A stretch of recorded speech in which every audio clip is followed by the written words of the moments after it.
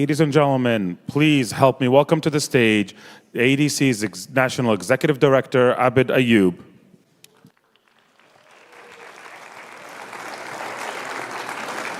Good morning.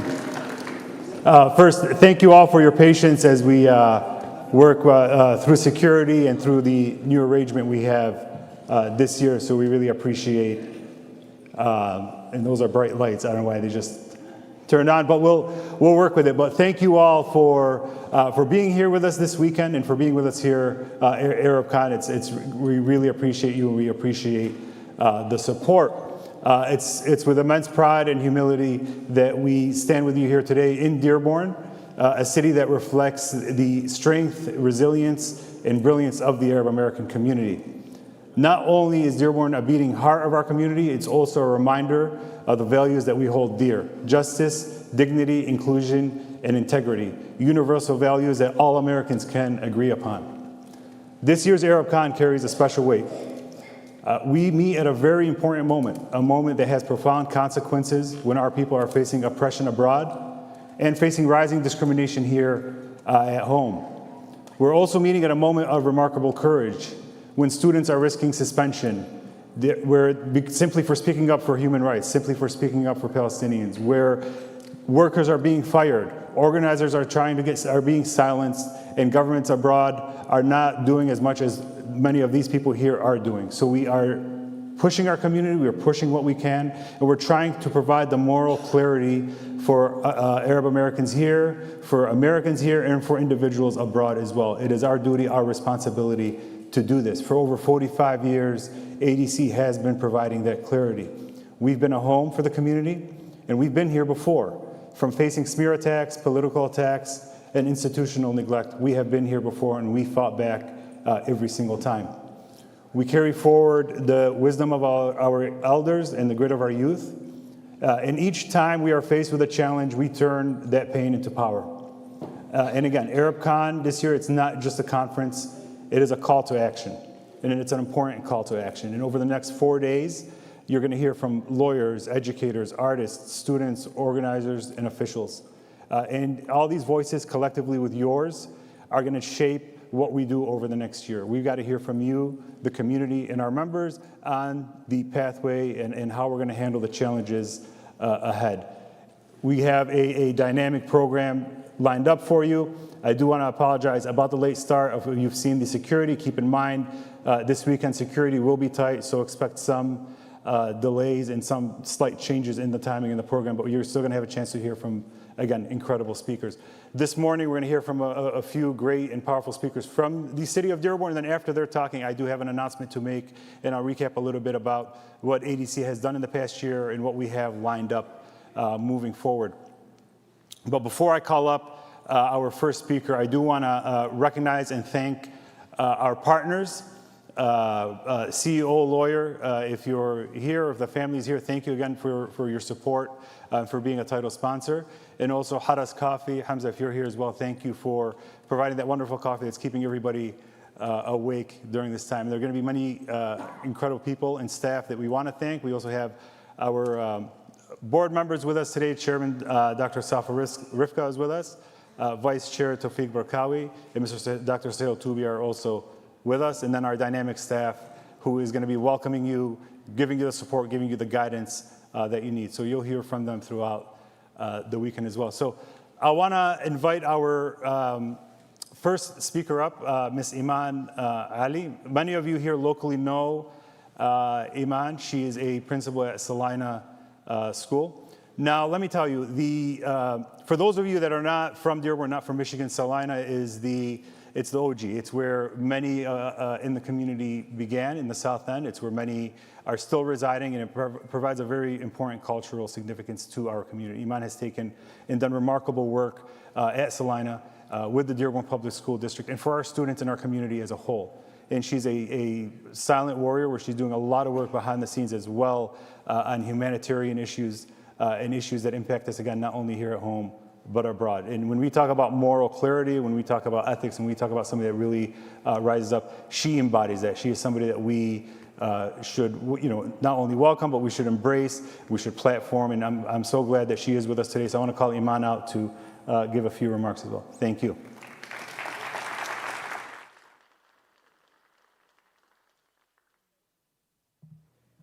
Assalamu alaikum.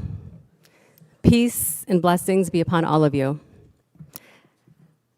I'm not just a proud daughter of Yemeni American immigrants, not just an educator, a humanitarian of a nonprofit, an executive director, or a public school principal, but someone deeply rooted in the heart and soul of the city. I come from the south end of Dearborn, Michigan, a proud, humble, working class community that continues to shape everything I am. It's an immigrant community where families carry the weight of sacrifice with grace, where culture is celebrated and not hidden, where you learn early on about resilience, unity, purpose, and dignity. I attended a school called Salah, a school like no other and truly one of a kind. It wasn't just where I learned to be proud, strong, and a catalyst for justice. It's where I learned what it means to belong. Years later, I walked back through these same doors, not as a student, but as a teacher. And today, I serve as a proud principal of Salah, leading the very school that raised me. In every role I've held as a student, a teacher, and now a principal, I carry the same message. Be ambassadors of peace, be agents of change. And above all, never be afraid. Never be afraid to stand up to injustice. Never be afraid to speak the truth, even when it's difficult. And never be afraid to do what's right, even when no one is looking.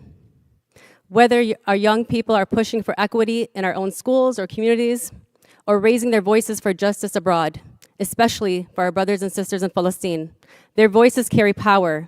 Their courage creates ripples. What's happening in Palestine is not just a distant tragedy or a genocide. It's a daily reminder of the human cost of silence. Let that sink in. It reminds us daily of the human cost of silence. And it's a call for each of us. It's a call for all of us, especially those with platforms, privilege, and influence, to speak up for those whose voices have been silenced and are being silenced. Because justice doesn't begin in a courtroom, conference, or a podium. More importantly,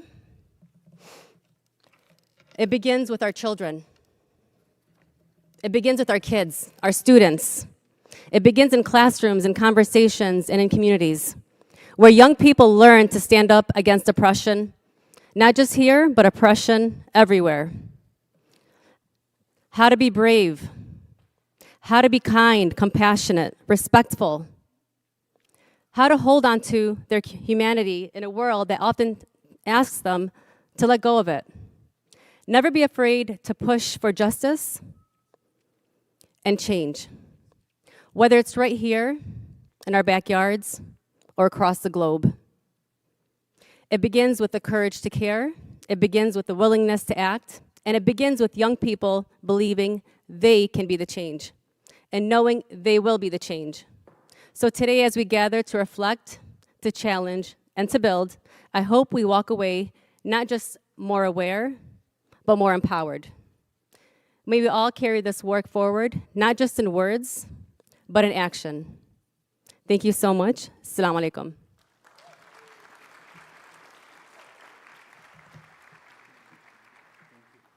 Thank you, Iman. I want to call up our next speaker. Many of you here know him just by his nickname, Moby. Mo Baydoun is a rising star and somebody really, again, committed and dedicated to community at a local level in the city of Dearborn Heights. He's currently the city council president. He got 71% of the vote, and he is a mayoral candidate, but he's a lot more than that. He's somebody that really, really fights for his constituents, fights for the city, and fights on issues, that impact you every day. Again, infrastructure, business, and other matters that we look over, we take for granted, or we may not think much about. But again, 99% of the elections you vote on are local elections. And when you have guys like Moby in office and others that we're gonna have with us this weekend, you're gonna be in good hands. So I do wanna call Mo here to give a few remarks as well. Thank you.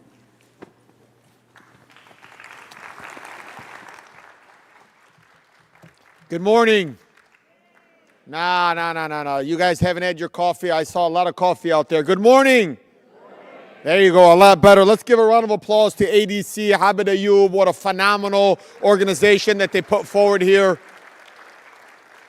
My name is Mo Baydoun. I have the privilege of welcoming you guys and giving you guys morning remarks. It's the first time I ever give out morning remarks, but I can tell you that it's my favorite part of the morning. My favorite part of the day is the morning. I am somebody that's extremely routine oriented. When I do things, it is to better. If I feel good, I'm going to go out and do good things. And so I share this with you because when I first ran for office in 2017, people were like, "Who is this Mo Baydoun guy? You know, he's loud. He's got all this full of energy, and why is he running? Why is he running to be on city council?" But I was running because I've been somebody that any time injustice stood against me or before me, I fought it and reminded people that it is okay to be different. It is okay to be Arab. It is okay to be Hispanic. It is okay to be black. It is okay to be somebody that's different. I share that with you because when I was in the 4th grade, I remember wearing my hijab. And it's actually a hijab that here I am, 35 years old, and I still carry the same exact hijab. And my teacher looked at me and said to me, "Why are you wearing that?" I said, I was in 4th grade. I was like, my mom told me it was for good luck. And she said, if I wanted to take a spelling exam and you wear your hijab, you would pass because you have the Quran in your hand, or you had God's blessings and prayers. And I was like, wow, that's awesome. So I never took it off. And so my teacher was like, no, you have to take it off, Miss Michael. And I said, why? She said, because you don't need any luck in my class. And so then I looked at my friend Saran Hales, who was wearing a rosary, and I said, well, why is she wearing the cross? And she said, silence, and said, I don't know, but she can. And so being a second-generation Arab American who knows that we're not going to be passive and we're not going to be discriminated against because we have great organizations like the ADC that stand for those who feel like they're being unjust. And so I want to share that story with you today, because if you have the name like Muhammad and you run as a candidate because I ran under Mo, not because I wanted to hide my identity, but because there are so many Muhammads in the class. There was Muhammad M, there was Muhammad C, there was a Mo B, there was a Mo A, there were so many of us. And so I just continued on. I couldn't even be called Mo Baydoun. I had to go by Mo B. And it became like Mo BBB because there were so many different Mo Bs. I was like the Mo B number 3. But I share this story with you guys because in 2017, again, I was discriminated against. I ran for city council. I came up short by 150 votes. And a lot of it was, who is this guy? Who is this Arab American? Who is this Mo BBBB or Mo Baydoun? But I never gave up.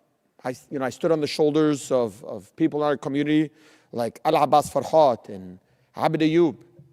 And I reminded myself that even after a loss, you can bounce back. And so I ran again in 2021 and became the highest vote getter in the history of the city of Dearborn Heights. In 2025,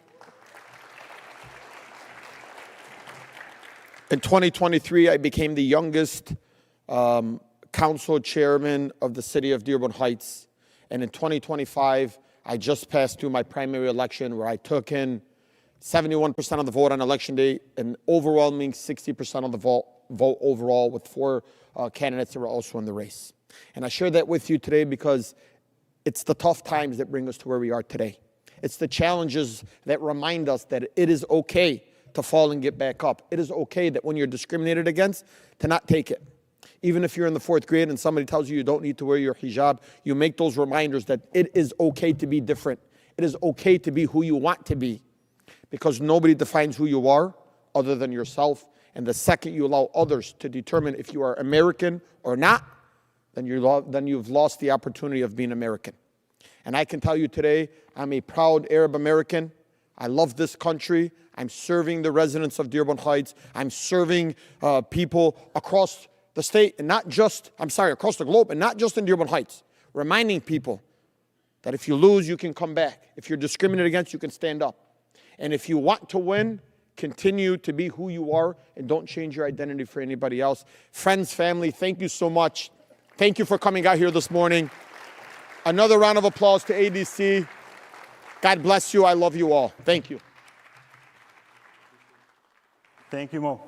I'm calling up our next speaker, Representative Alabas Farhat. Let me tell you a little something about Representative Farhat. I think he's like 22 years old. He's probably the youngest guy in the state legislature. I may have missed your, sorry if you're a little younger than that, but Representative Farhat is really a unique leader and somebody that is stepping up in the moment. Here you have a guy that is with the Democratic Party, but respected by all parties, somebody that is not bound by an ideology and willing to work with people and work with others to solve problems, to serve his community. I mean, how often do you have an elected Democrat that has the majority leader from the Republican Party come to his fundraiser? He is the vice chair of the Appropriations Committee for the state of Michigan, somebody that was in Lansing last night trying to prevent a shutdown here in the state of Michigan, the lead negotiator for the Democrats. And it shows, you know, the role Arab community, Arab members, Arab community, Arab American elected officials, can play in our everyday issues in solving problems and making this, you know, a better place to live on every level. Representative Farhat is, I believe, up for re-election, but this is not a endorsement campaign, but just again, just keep in mind how young he is, how much he's accomplished. He's somebody we're really proud of, and I'm gonna leave you with one last statistics. He, as a representative, he sent the most money to his district from the state of Michigan. So that shows you how hard he's working for Dearborn and for Arab Americans. We had the opportunity to work with him on a number of issues. We're proud to work with him. We look forward to working with him not only at the State House in Lansing, but whatever he has coming up in the future as well. So Representative Farhat, if you want to come up, please. Thank you.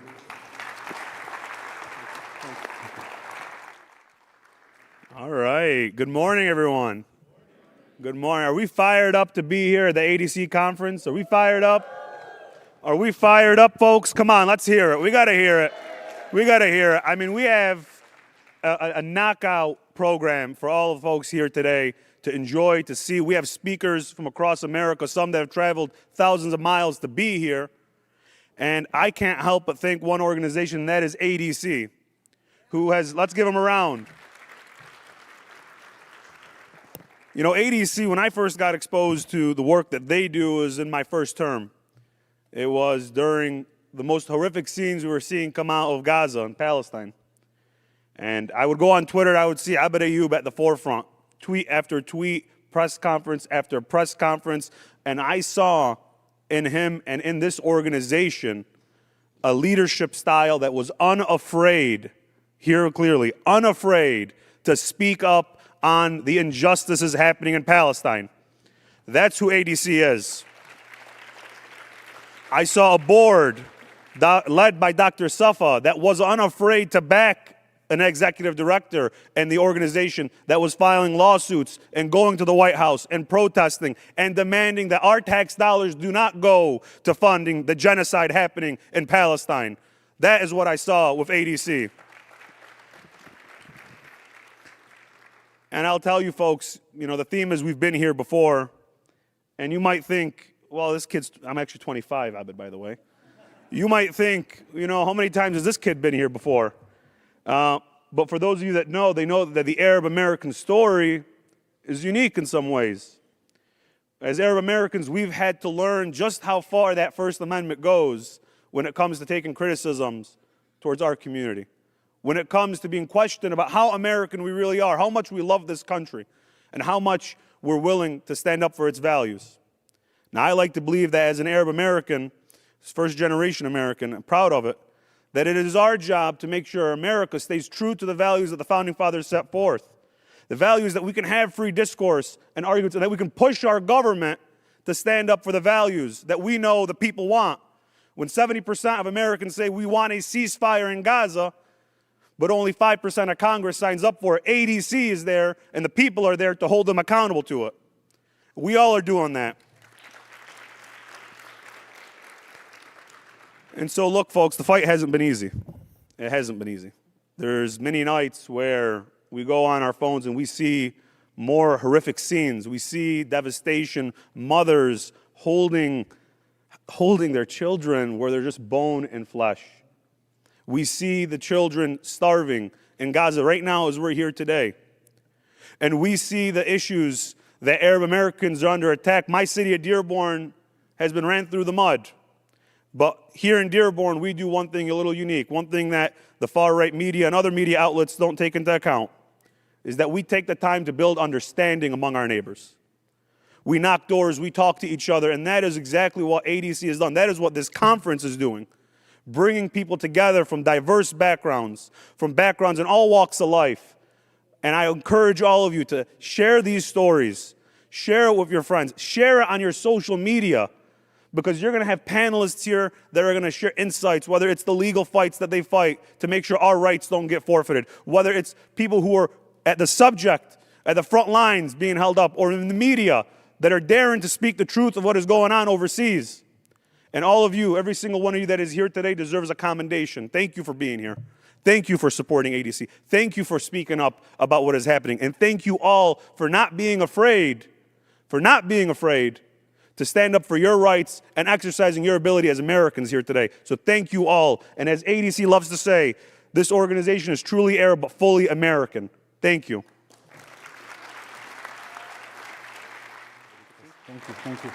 Thank you. And before we start the next panel, I do want to make a quick announcement. It's kind of why we were delayed for a minute. Ibrahim, can we put up the graphics that we talked about? So a couple weeks ago, we launched a campaign, a global campaign, again, aiming to get Israel kicked out of UEFA, the European Football League. So let's see. That's our billboard in Times Square. I know you've seen that. You've seen that billboard going around. This is a campaign we launched. We worked with our organizers here in the U.S. And in Europe. And we have to organize in Europe because in the U.S. we really don't know much about soccer. So we're not going to get people to protest a soccer match because we don't got soccer matches happening. But in all seriousness, this is an important campaign, a campaign that picked up quick momentum. And if you look carefully at that billboard, you'll see something. You'll notice something. It's not branded. It's not branded as ADC, and that's intentional, because we wanted this to look organic and to feel organic. But this shows you the mindset of putting the community first. It shows you that we got to put our cause first, and if it means not branding a billboard or not branding a speaker, we'll do that, right? We'll do that as long as we're going to achieve it. A number of protests, a number of actions were taken in Europe, and earlier this morning, right before this session, I did get a call that the European Federation has taken the first step, and they've kicked out the Israeli football clubs from the European League. So that's an achievement. We got to keep these efforts going. So you'll see a donate link or a QR code that's going to be going around. Please scan it, make a contribution.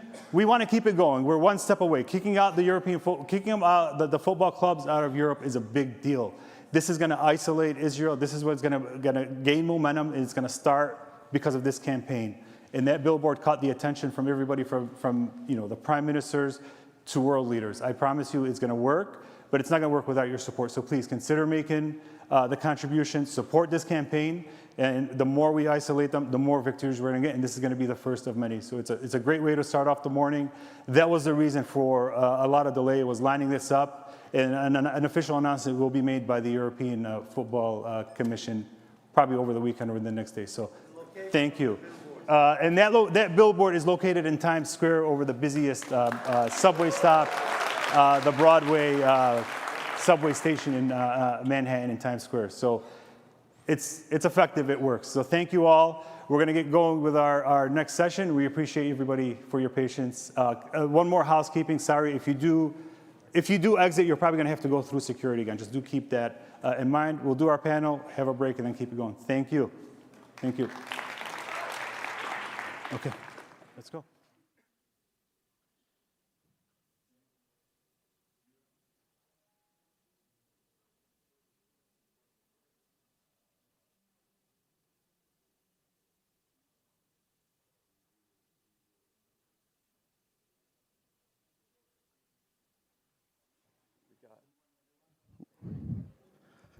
Good morning. The energy is really low. Good morning, everyone. Assalamu alaikum, ahla wa sahla. And that is the extent of my kids' Arabic. That's as much as they know. Well, good morning, everyone, and welcome to ADC's ArabCon 2025. My name is Sam Ali. I am the founder and CEO of Mic Drop Media, and it's really amazing to be here. I made sure to have the standard Dearborn breakfast, which is a can of Celsius and a vape. And I feel I'm locked in. I'm locked in right now. A little bit about myself. Everyone always asks me, Sam, what is it short for? And, I'll tell you guys, what I tell the police, Wallah, this is my dad's car. I swear. I'm born and raised in Dearborn, graduated from Fortson High School, class of 2006. Woo-woo. Tractors. And graduated from the University of BP. I also did some 2 years at Sunoco State University. Spent a lot of time there, getting some real life action. I spent 13 years as a TV sports reporter all over the country, up in the UP and Minnesota. It was a really eye-opening experience, but it was really hard to kind of explain to people what I did because I did work for the Fox affiliate there, but people thought I was working for Fox News. And it was hard to explain that to people. Like, even my parents were like, واحد يمني شغال في Fox News. I'm like, no, that's not what I do. But sometimes it benefits, because one time I got picked up. I was on my way to work, and a cab driver, an Uber, picked me up, and he's sitting there. He's like, where you work? I work at the Fox News station. Oh, I love Fox News, love it. Oh yeah, you probably see Hannity all the time, and you see all those. And I'm like, that's actually not that's not how it works. He's like, you know what? I'm gonna give you half off your fare. And I'm like, yeah, man, forget CNN. That fake news stuff, I don't really care. Happily married. My wife has a degree in international studies. And for people who don't know what that means, it is the study of why the world hates America. So she did a lot of studying on that. But, we're happy to be in Dearborn. So glad that this event is in Dearborn. It's just a really, really great place to be. There's some fun facts, stuff that maybe you might not know about Dearborn. It is the world's #1 importer of hair gel. It's a lot. It's a lot of hair gel. Another fact about Dearborn that, a lot of people know this. It's the most well-publicized one. Dearborn has the largest concentration of Yemeni coffee shops in the world. Yeah, of course. You got it. You guys got it. According to the last census, there's, I think, 8 million Yemeni coffee shops in Dearborn.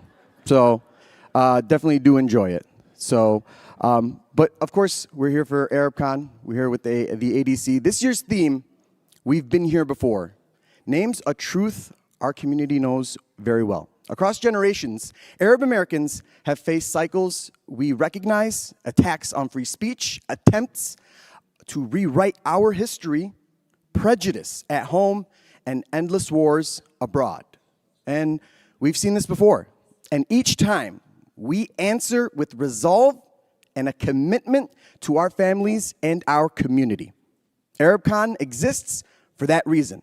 It's a space of solidarity built to connect educators, artists, entrepreneurs, organizers, public servants, and allies. We're here to find common ground, build alliances, and chart a shared path towards justice and truth. But ArabCon is also an unapologetic celebration of Arab American life, from music and film to food, art, business, education, and public service. Our community enriches the culture and civic fabric of the United States every single day. We draw power from community, family, and faith, turning generational adversity into collective empowerment. So thank you for being here, for bringing your voice and your vision.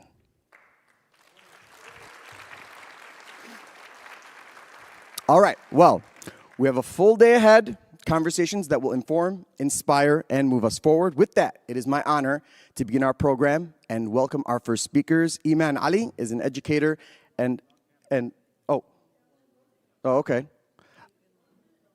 So we will be bringing up our next panel of speakers who will talk about various topics and all of the best conversations, and there's going to be a lot of conversations, as you've noticed through the panel, the pamphlet that you received.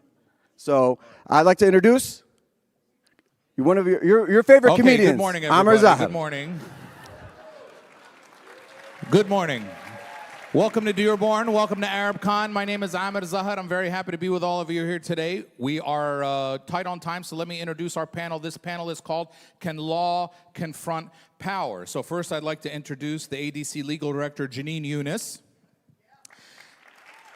Our next panelist is the CARE Legal Director, and is Edward Mitchell.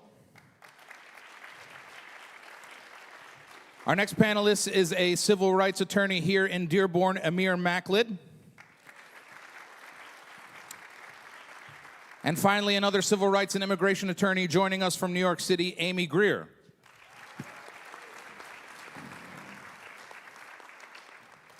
All right, well, good morning, everybody. Good morning. We'll treat this today like a moot court or something. Everybody, you just got to get your points out quick, like a bunch of lawyers.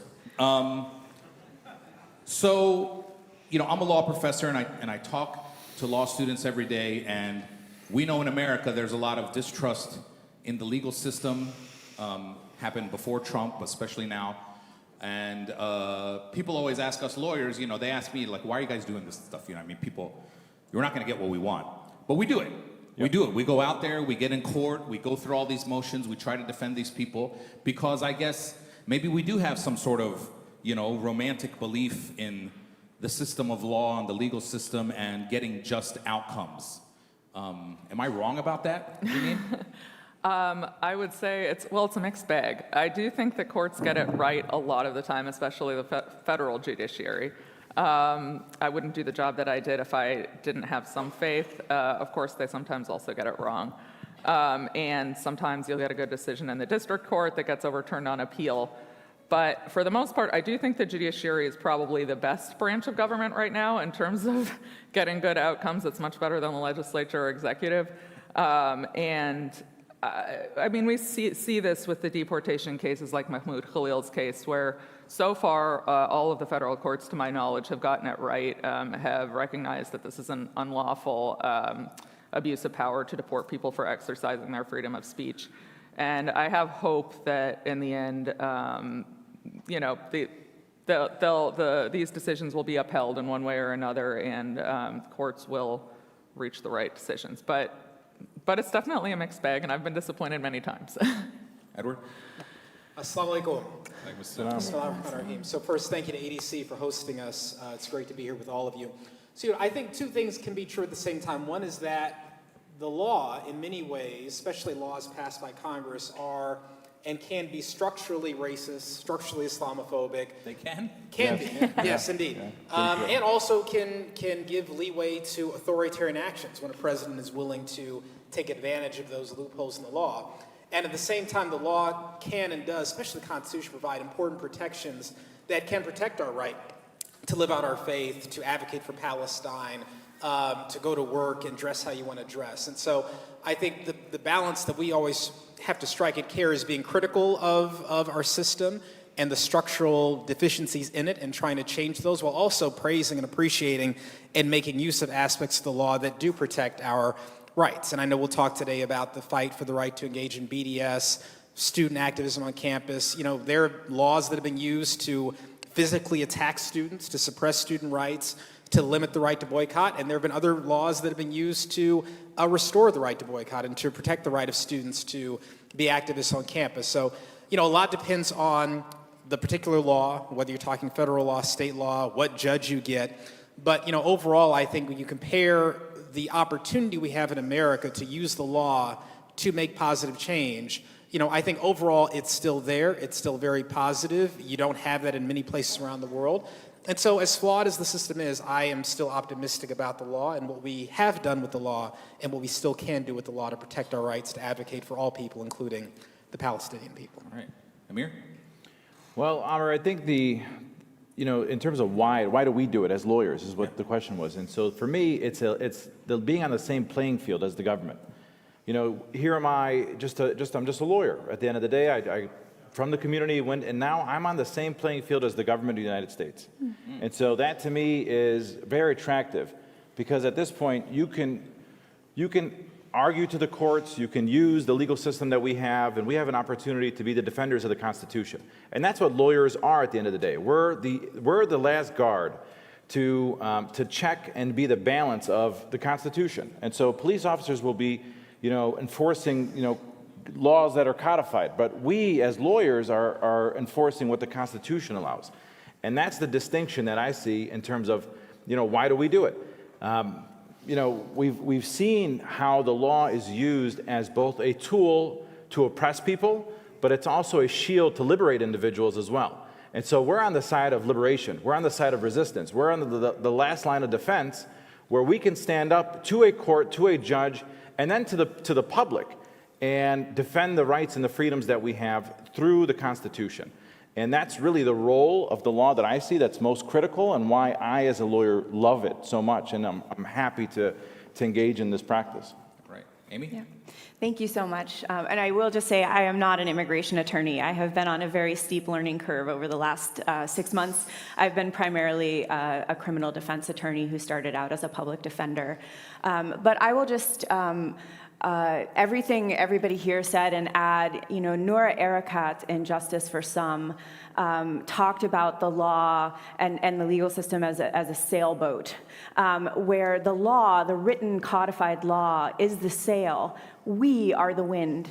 And we have an opportunity to determine how laws are made, what laws are passed, how we're pushing against bad law, trying to change and create good law. And we also put pressure on our systems as well to demand more. And we've seen that throughout our history. We were speaking earlier in the 50s and 60s when there was an immense push for black and brown liberation movements, labor movements, etc., that we saw good law being made in part because of these social movements that were pushing everything forward. And so I think we do what we do in part because we're inspired by you and because we want to show up for you, and also work in collaboration with you in moving things in a way that makes us all safer, live in a kinder, more equitable society. And so we're just part of that broader scope. The other thing that I'll just say, and oftentimes lawyers come in to the moment when the harm has already been done. And so, we are not typically a prophylactic. We are typically responding and showing up in moments of crisis, in moments of potential crisis. And indeed, the legal system is set up that way. In order to have standing to sue, you have to show that there's an injury of some kind on the civil side. So, all of that is just to say we're here and we're doing important and good work, but it's going to take all of us to make sure that the legal system functions in a way that makes our communities safer, more equitable, and operating in a liberatory framework. Can I add one quick thing? Sure. If you don't want me to. Okay. Go ahead, quick. Oh, I just wanted to very quickly add one of the problems, I think, in the current moment is that, especially the Trump administration is just coming down with so many laws and policies so quickly that you actually can't really fight them in real time. And then they'll do it, they'll say this, we're going to deport people for criticizing Charlie Kirk, and then, oh, never mind, we're not doing that. But I think it creates a really chilling environment where people are afraid they just stop speaking on controversial subjects. And so I think that's one of the things we're up against is that, lawsuits work very slowly, and this is all, sort of rapid fire. And so I think what happens ultimately is that people stay away from discussing controversial topics in public. And that's part of the chilling effect at the end of the day. That's done by the design Exactly. for this current administration. Exactly. So I have this theory that civil rights movements in America historically kind of work like this. You win the people, and then you start winning in courts, and then maybe you win the politicians one day, but it's not really important.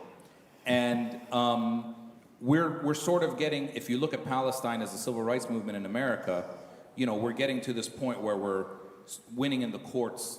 And a lot of times in America, when you win in the courts, victories in the law sort of like legitimize the social movement. Say, oh, they were right, and you get to winning in the courts.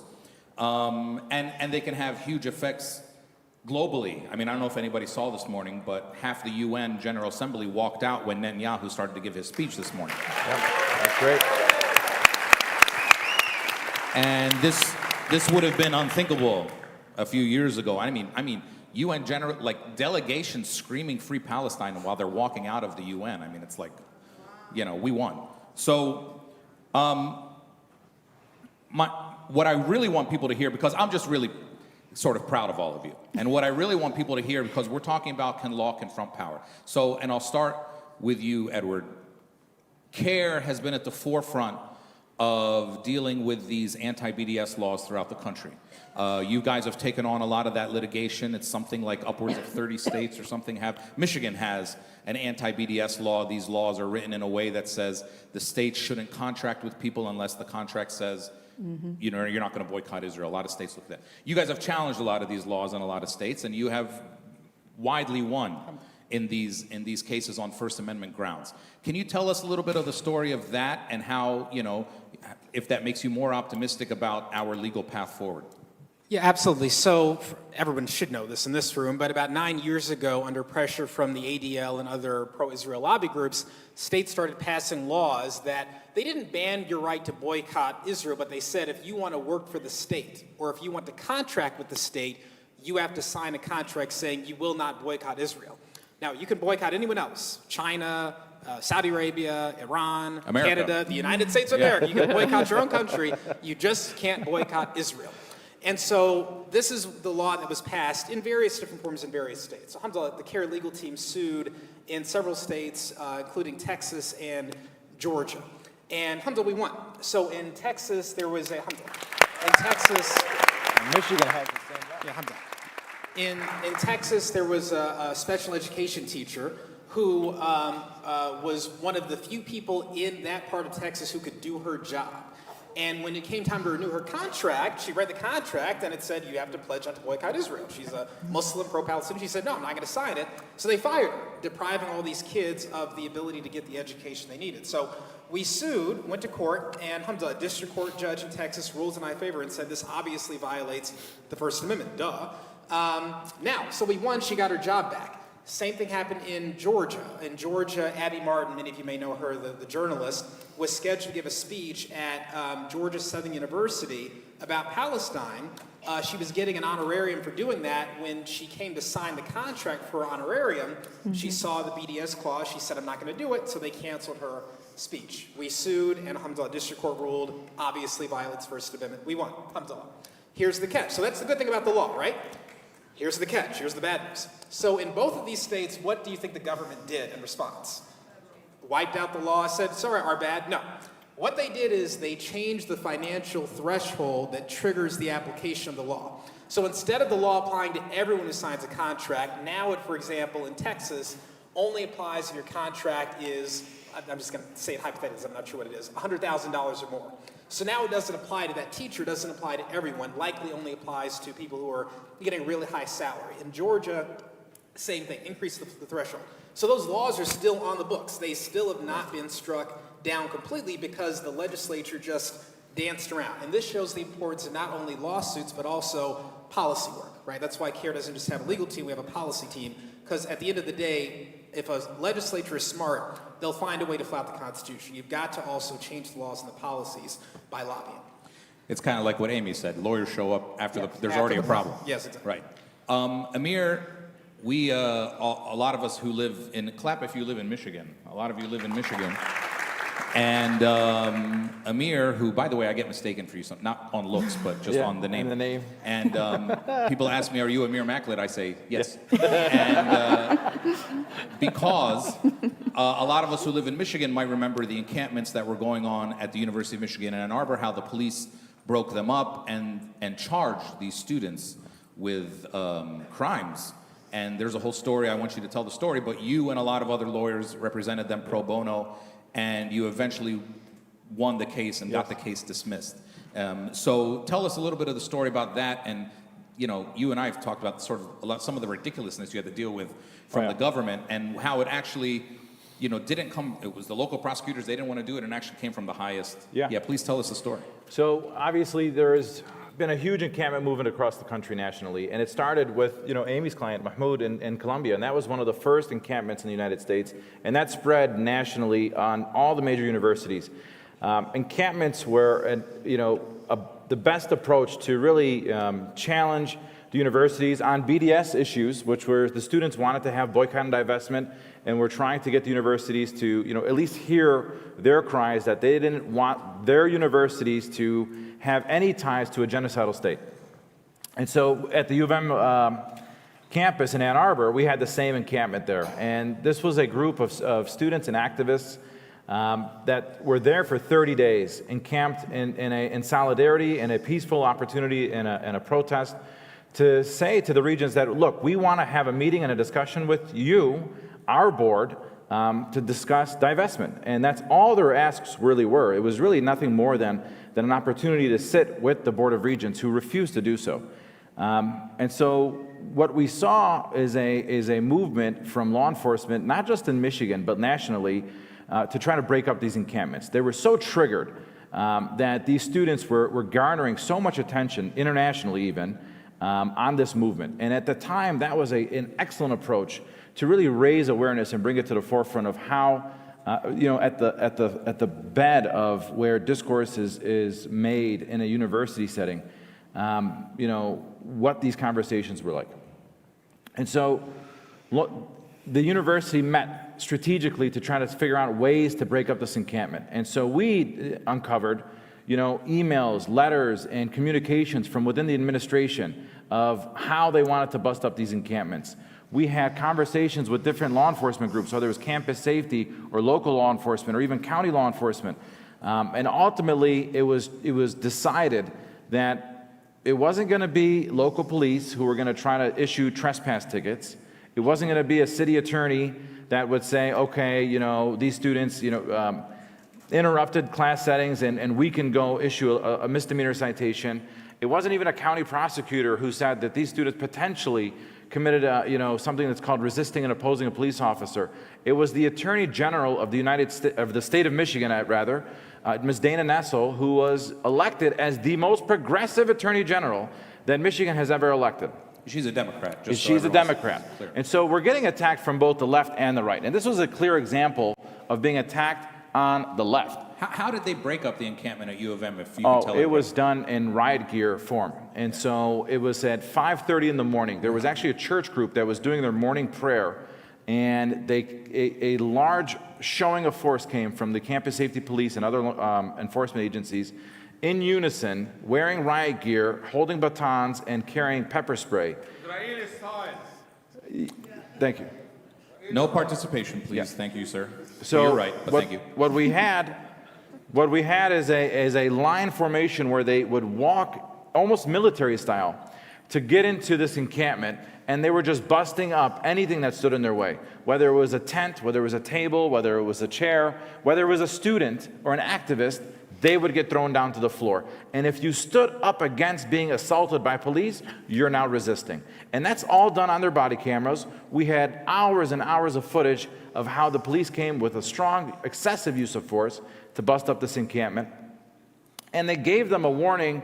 I think the time frame was like 15 or 20 minutes to leave. Like they made an announcement before they marched into the encampment. And they waited like 7 minutes. Before they decided to just go right in and start busting up this encampment. And so at that point, Dana Nessel's office was the one that brought the charges of resisting and opposing police officers, felonies, not even just trespass tickets, felony charges against students and activists. Felonies, which means, it means you can go to jail for more than a year. You can go to jail for more than a year. For doing what? For speaking out, for engaging in political speech. And so how many students were charged? 11 in total. I think 8 were charged with felonies. And so we had a group of volunteer lawyers, many of them from our community here in Dearborn, that stood up immediately in reaction to these. And we banded together and put a strong defense for these students and activists in Ann Arbor. And so by the time we were litigating through this situation, the Attorney General's office was just being inundated with defense motions, defense strategies, cross-examination against the officers, and we discovered that at no time in campus history has an encampment ever been busted up like this, We've never seen in the history of this campus, where people are standing at the diag in protest, being criminally charged to this magnitude. And so it was clear it was just because it was a Palestinian issue. And what we have is a progressive attorney general who thankfully is term limited, was progressive on every issue except for Palestine. And so we filed a motion to recuse her office. And we were getting an evidentiary hearing on that issue.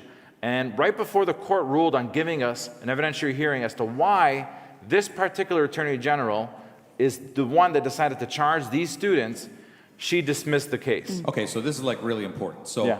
back in May, you guys were trying to get her recused because, I mean, we kind of knew that she was getting influence from the regions, community groups. from different community groups. There was even a letter from a local Jewish group that sent the letter to the judge to try to influence the judge's decision in that case. And so the judge was furious about outside influence coming through the court.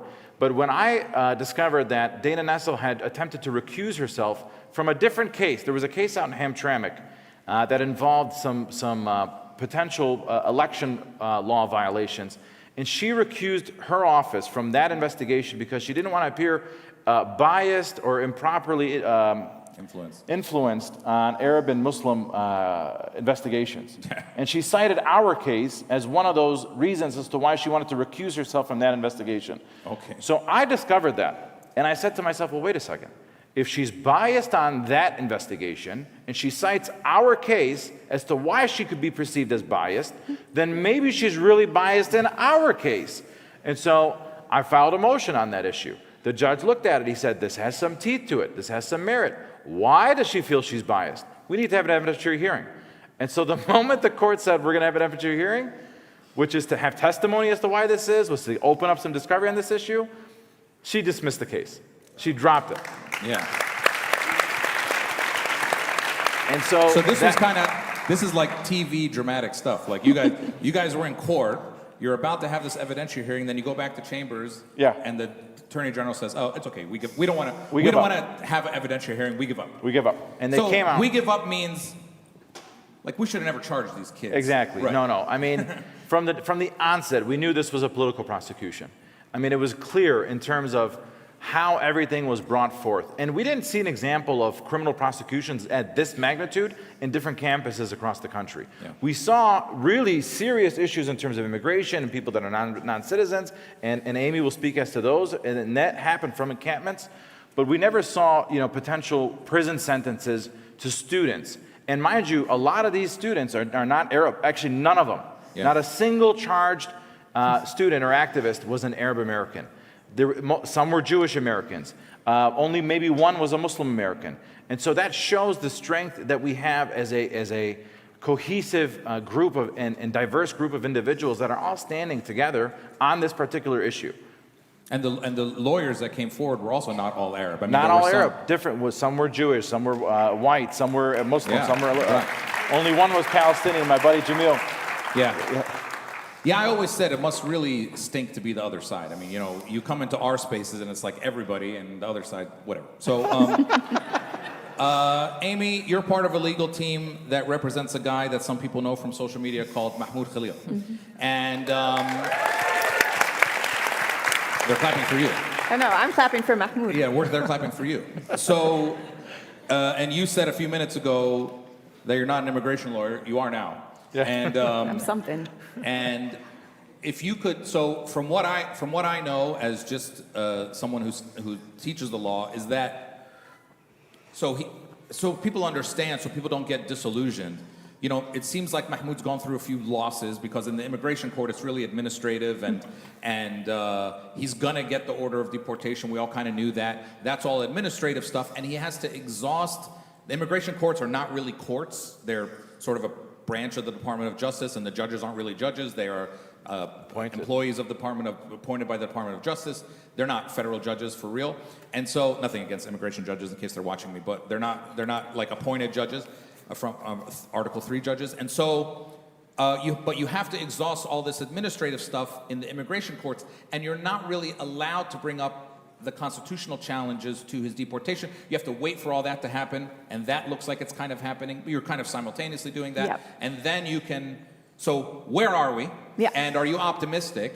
You know, we're all hoping that once we can make these First Amendment arguments fully in court, that we'll win. Are you optimistic? Do you expect the government to take this to the Supreme Court and lose? I mean, what do you think's going on? And are you optimistic about the future of this case? Sure. So I'm going to touch on that, but I also think context is important, but I'll answer your question first. Yes. So where we are now is Mahmoud is fighting on two fronts at the moment. The immigration case, as you just mentioned, we will be appealing up to the Board of Immigration Appeals, and that is also another administrative body that is, employed by the Attorney General of the United States. And so, we anticipate more of the same there. And then it'll go up to the Fifth Circuit because Mahmoud's immigration case is emanating out of Louisiana, where they abducted him and caged him for 104 days. And so by the time it gets to the Fifth Circuit, they're not necessarily going to get into some of the constitutional stuff. They rely on the factual record that comes up from the lower process through the Immigration Court and the Board of Immigration Appeals. And so that is also why our team acted very quickly. Well, a small team of us acted very quickly on March 8th into March 9th after Mahmoud was abducted to file what's called a habeas corpus petition in the Southern District of New York at 4:40 a.m. on March 9th. Habeas corpus means like of the body, and it challenges the constitutionality of the detention of someone, right? So that's what that means. When you hear habeas, that's what's happening. And it tells the government they have to produce this person in court. Right, and that they have to explain themselves, right? So that got transferred for all kinds of procedural things we don't need to get in here to the District of New Jersey, which is where we're fighting now. The court in the District of New Jersey has held that the Rubio determination, that letter that was made public, that Marco Rubio stated that Mahmoud was a threat to, that he had reason to believe that Mahmoud was a threat to American foreign policy because he holds anti-Semitic beliefs and engaged in anti-Semitic activism and protest. False, by the way, in case that just needs to be said. But that's what the Rubio determination said. It had nothing else attached to it. No evidence, no nothing. That's it. Didn't say he lied on his application. No. So that came later. Came later, right? Yeah. So with the Rubio determination, the district court determined that is likely to be unconstitutionally vague. And what he meant by that is, if you can deport somebody because of this very loose, there is no definition of anti-Semitism, no definition of foreign policy, no explanation of the foreign policy that was impacted. How can any of us know when we're on the wrong side of the, that we're running astray of the law? So that's what vagueness means, right? How can any of us know what the parameters are, right? How to be lawful? How can you know how to be lawful if you don't know what the law says?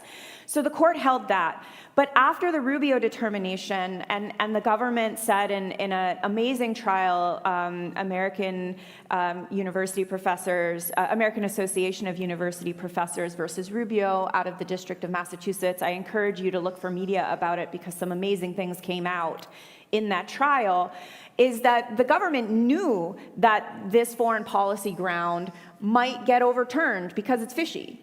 So they then determined that in order to get this guy out of here, they needed to come up with something else. And so they came up with a pretextual, which means sort of an excuse, a Trojan horse, however you want to say it, to say that Mahmoud misrepresented on his lawful permanent residency application. And so what happened recently is that case has, that allegation, once the court said that the foreign policy ground was unconstitutional, the immigration court steamrolled ahead on the second ground and never held a hearing. Mahmoud was never cross-examined. No evidence was ever presented of this alleged misrepresentation. At court where we could poke holes in it, we could do all the amazing things that Amir was doing. Like, we didn't have that opportunity. And the judge found him removable or deportable on that second charge. Now, we expected this. It happened a little faster than we expected, I would say, but we knew this was coming. So what we're arguing in the District of New Jersey then is all of this, the foreign policy ground from the Rubio determination and this misrepresentation allegation, all of this is in retaliation for Mahmoud's speech and advocacy for Palestinian rights, dignity, liberation.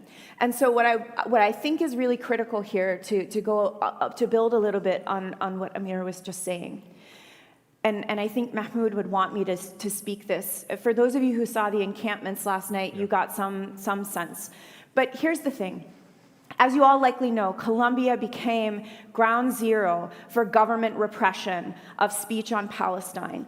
So what started happening very early on was third-party private actors were doing what's called doxing of students. They were publishing their personal information online, publishing their photographs online. There were trucks going around campus with students' faces saying America's #1 anti-Semite, rolling around campus, giving information, stating their names. Websites were going up. I'm not going to give these websites airspace today, but I will say that they've been collecting names and publishing and defaming students left and right.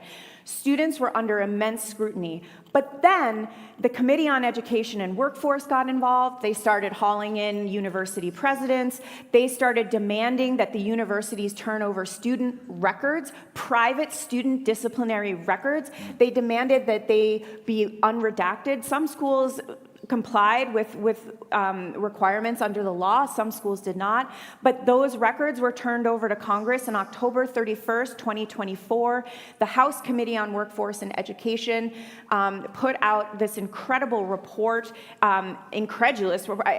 report that named students, named faculty, called them pro-terror, called them anti-Semites, called them pro-jihad, called them pro-Hamas, based on nothing, on no evidence, based on their advocacy for Palestinian liberation and Palestinian human rights, or in criticism of Israeli actions in Palestine. So that happened. And then after the inauguration occurred, the federal agencies jumped in. And the federal agencies started sending letters to Colombia, demanding information, demanding to know what they're going to do to combat anti-Semitism on campus, virulent anti-Semitism on Columbia campus. And so all of this pressure is roiling. And amidst all of that, Mahmoud's name started getting spoken out of the mouths of people who should never speak his name on the internet, connecting him, tagging Marco Rubio, tagging ICE, tagging Kristi Noem, tagging DHS. And so all of this was roiling up to the moment of March 8th with the video that many of you have likely seen, where Mahmoud was stolen from his 8-month pregnant wife. I was on the phone that night. Sorry, Dr. Noor Abdullah is like one of my favorite people on the entire planet, and what she must have been going through that night, I could hear in her voice such strength and such fear simultaneously.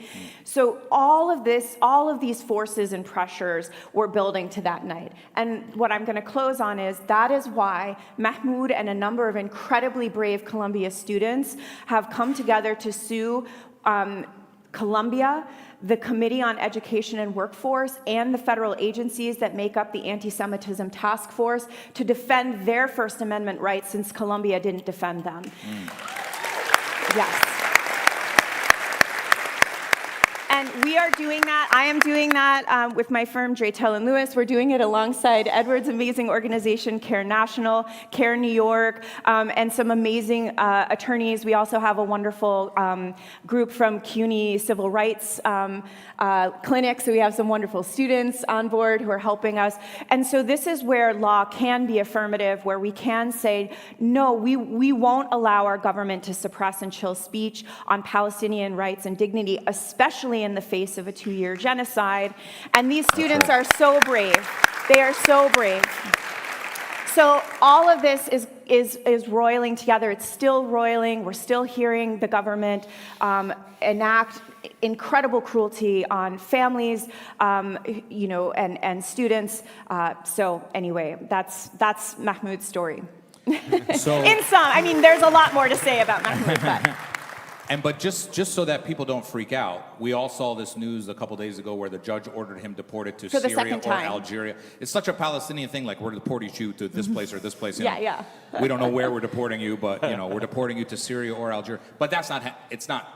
He's protected from that. That's yes, not happening I'll just right say now. really quick, Just to put everybody at a little bit of ease. He's here, and Well, he's yes, here, yeah. with every Palestinian, I always have to ask, where's Sorry, your passport from? Because it could be Yeah. anywhere. But so Mahmoud was deported for a second time, allegedly, last week. Obviously, many of you have already seen him. He's still here. There is a federal district court order in place that says until that habeas proceeding has concluded and the judge determines otherwise, he may not be removed from the country. So that was put in place on the morning after we filed that habeas petition. Yeah, and to steal a line from a former ADC president, Albert Mukhaiber, who used to always welcome these people, I would like to welcome our uninvited guests from the FBI and CIA who are here with us tonight, and let them know that we will protect Mahmoud and we will protect the students from U of M and we will protect people who are standing up to talk about Palestine, and we will protect them as much as we can here, and if we got to keep them in Dearborn, we will. But Janine, as the legal director of ADC, what role does ADC play in either supporting these efforts or taking on more impact litigation themselves, and how can the community help make that happen? Sure. So I just started a few weeks ago, so I don't have... So tell us everything, Janine. But my plan is, I'm a First Amendment lawyer, so my plan is really to take on a lot of these issues from a First Amendment angle. I can tell I have one case that's interesting and I think fits into what we've been talking about on the defense side. So the client's name is Janine Ali, and she is a 73-year-old grandmother of 11. She was at a Code Pink protest in front of the Dirksen Senate building. And there was a Beitar counter-protest. I know people are probably familiar with the Beitar, the Jewish supremacist group who embraces terrorism to fulfill their aims and silence pro-Palestine activism. So this woman, Kimara Sumral, who's sort of a known staple at these events and has a record of lots of petty offenses. She hit my friend Max Blumenthal in the face with an Israeli flag once. Not the most well-behaved woman on the planet. But so she claims that Janine pulled her Israeli flag cape and choked her briefly. She pressed criminal charges because she raised I think the cops didn't really want to do anything, but she raised hell, so that ultimately this went to criminal trial. Janine was acquitted. The judge found that she was credible. Ms. Sumral, the Beitar woman, was not credible, and the police witness appeared also not to be credible. However, Ms. Sumral filed a civil federal case drowning Ms. Ali, who doesn't have a lot of means, in legal debt. And shockingly, the judge, I was just shocked, the judge granted a preliminary injunction in favor of Ms. Sumral, making a number of erroneous legal findings that are probably boring for everybody. She sued under a statute, 1981, which is supposed to be about contracts and requires some state action and stuff like that.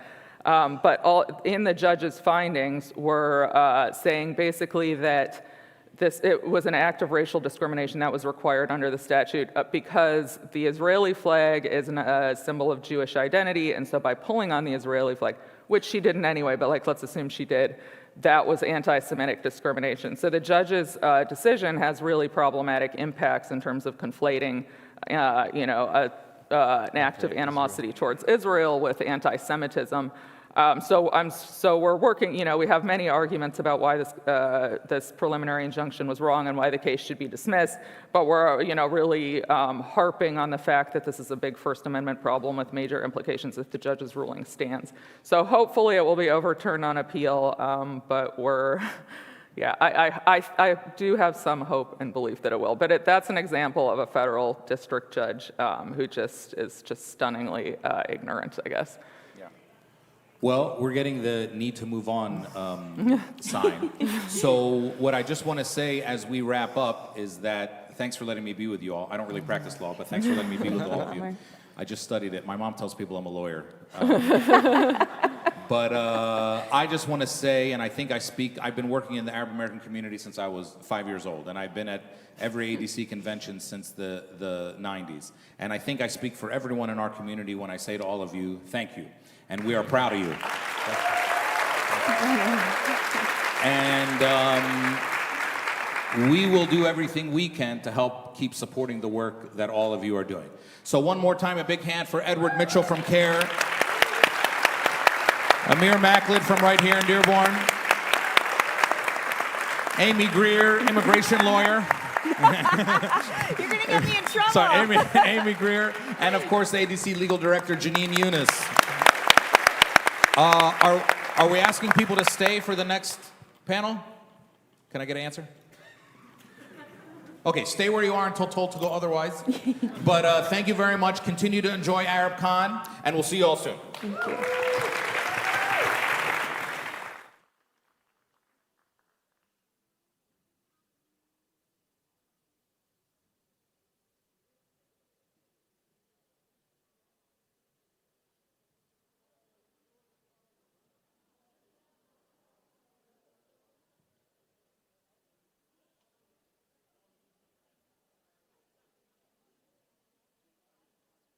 All righty.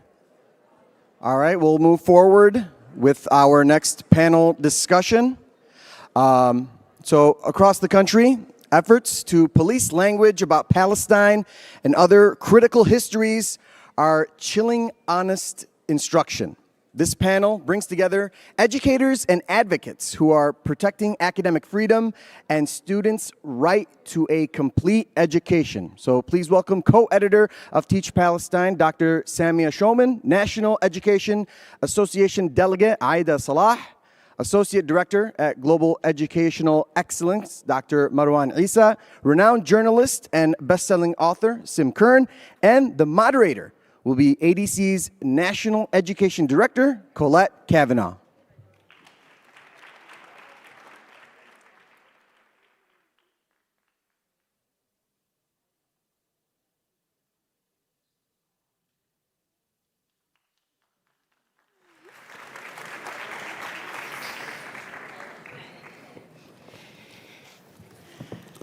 All right, hi everyone. I'm gonna dive right in because we have so little time.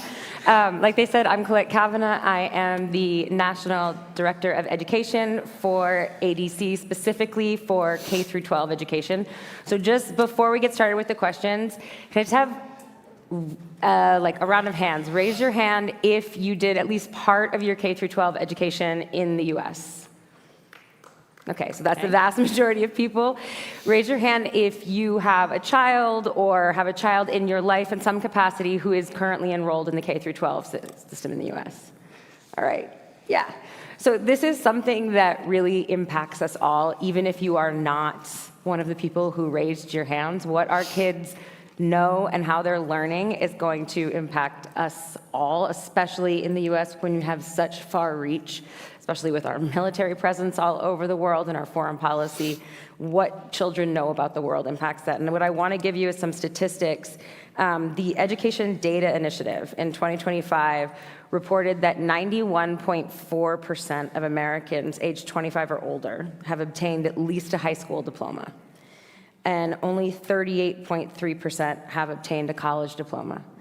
So the vast majority of Americans only have a high school education. So the education that they're getting from K through 12 is extremely important in shaping their worldview. And so we want to talk today about that a little bit more. So kicking this off, I want to talk about some of the challenges that we're seeing in K through 12 education today. So what we've noticed in the work that we've been doing here at ADC is that there is definitely a lot of curriculum that is severely lacking in content about Arabs and Muslims, and specifically about Palestine and Palestinians. For those of you who don't know, the curriculum in each state in the US is different. So right now, we have people up here from California, Texas, Michigan. I did used to teach in New York for a while when I was formerly a teacher, but I just want to go down, and if you could each tell me about generally what's taught about Arabs, Muslims, Palestinians in schools in your state, what's sort of mandated. I know that you're at a charter school, so if you want to talk about that specifically and the differences there, and how that impacts your students.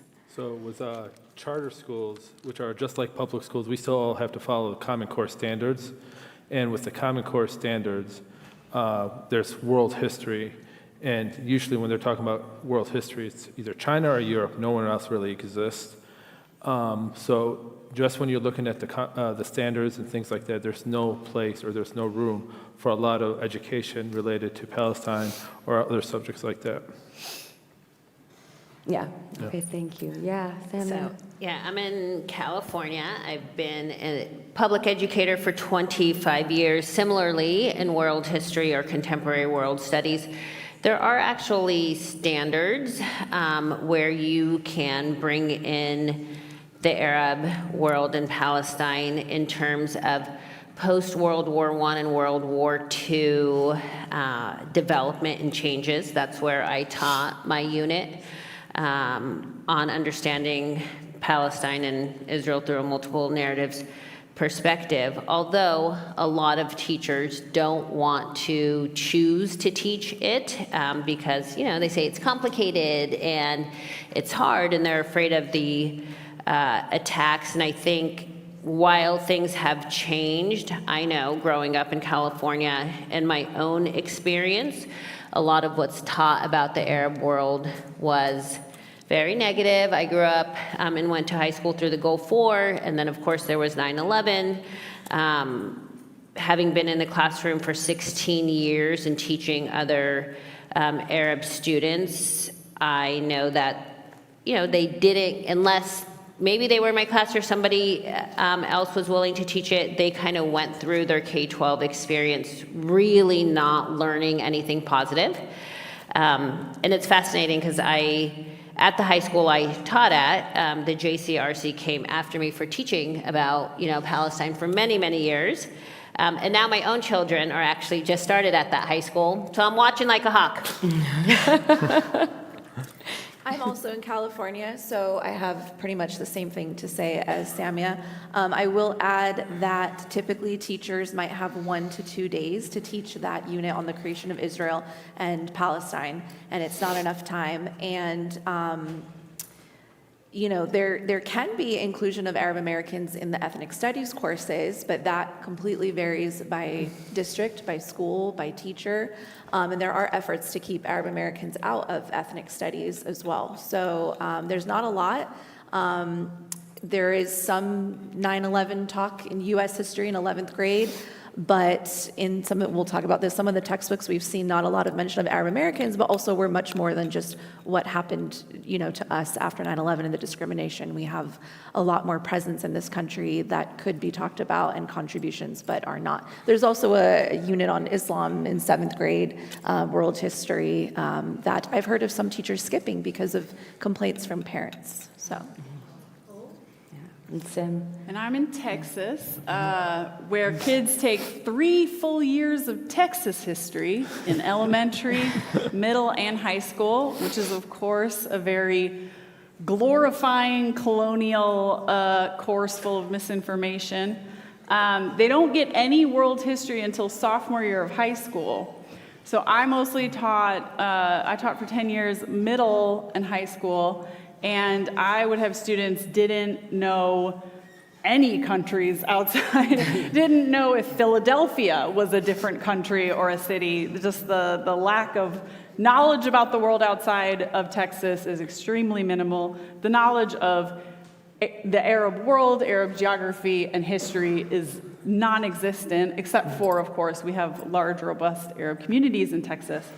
And yeah, I have a college student as well who she recently went through that world history course sophomore year and was fighting with her teachers about the creation of the State of Israel and was the lone voice in the class kind of offering a factual perspective on what really happened, and was called an anti-Semite by her. She was told her views were anti-Semitic, and she was the only Jewish student in the school. So, so that's the situation in Texas, unsurprisingly. Yeah. Fun times. In New York, it's similar to in California in that you have world history in 7th and 10th grade, and that's it. And extremely little time is devoted to Arab history, Muslim history, and especially history of Palestine. And the result is that we're having students who are coming out of the school system with no concept of who Arabs are, who Muslims are, who Palestinians are, what those narratives are. When they graduate from high school, most of them are 18. They're at voting age. They can register to vote. And their knowledge of a significant portion of the world that the U.S. has an incredibly large role in is nil. So one of the things with the more kids know, I want to stress, the more tomorrow's adults will know. So K through 12 has the education, especially since that's the education that the majority of people in the U.S. have today. It can lead to a better informed electorate who are more likely, people who are more likely to support and advocate for human rights of Arabs and Palestinians, both inside and outside of the U.S. So we need to not forget K through 12. I also wanted to go to a point, Sim, that you were touching on and that you touched on a bit, Aida, which is just the general ignorance that exists about these subjects. So people aren't learning about these subjects in high school. And one of the things that I've done along with Aida and in collaboration with other groups in San Diego, including the Majdal Center, which is an Arab American cultural center there, is we've designed professional development trainings for teachers and administrators and school counselors. And when we first went into those spaces, we asked them what they wanted to know and what they felt they needed more information on. We initially wanted to just focus on Palestine. And the first question that one of the administrators asked was, who are Arabs? And it was sort of a little bit of a, whoa, okay, we really need to go back to page 1 of the book. We did a survey when we first started our first PD, and we gave all of the participants a map of the world, and we said, color in all of the countries that you think are Arab, sort of general geographic area. We got stuff in Far East Asia, we got stuff in South America, we got stuff in Europe. I mean, it was just sort of, it was, yeah. I mean, I know that American sense of geography is not top, and that's something we also need to work on. We asked about prior knowledge of Arabs. There was near nothing. Terrorism and oppression of women came up a lot. So we're bombarded by all of these sources of information and all these prejudiced stereotypes and Orientalist stereotypes in the world around us, in the media around us, and that's all a lot of people have. I think we get used to, in these spaces where we all have sort of similar prior knowledge, I can mention an event or a video that I've seen of what's happened in the past 2 years, and you'll all probably be familiar with what I'm talking about, but that's not the case for a lot of the population. And so I just want to talk, Aida, if you could speak a little bit to some of the kind of wake-up calls that we've had about what teachers know and don't know. And then Sim, also, I'll pass it on to you next to talk a little bit more about your experience with the limited information that a lot of people have right now. Yeah, sorry. So a lot of our teachers, they don't know the community they're teaching. And, you know, the majority of teachers in this country are white. And even if we don't even know the Arab American population of teachers because we're not on the form to even fill, but we know that the majority are white, and we know that a lot of people, maybe don't go outside of their group, and maybe they never met an Arab. There's plenty of teachers I've been around that I'm the first Arab that they have a relationship with. And so we were seeing that they do not know. If you are a world history teacher, you're teaching everything from decades and decades. I've had 2 world history teachers ask me if Persians are Arabs. So they really don't know. There was a lot of not understanding kind of the diversity within our religions as well, not realizing not all Muslims are Arab, not all Arabs are Muslim. Not understanding world events that have impacted their students and their communities, not understanding the fear of surveillance within the community, not understanding the impact that the current genocide is having on their students. I think a wake-up call for some of the teachers is realizing that they have students who have family in Gaza, and it's shocking to them to realize, like, I have a student whose family was just bombed in Gaza. I never thought that this would be a student of mine. And so I think that's important for our teachers to understand that these are your students. So yeah, they also not really knowing much about, culturally and, stuff about the community. And I think there's a lot of misconceptions about, the role of women in our community and how we feel about education and all that.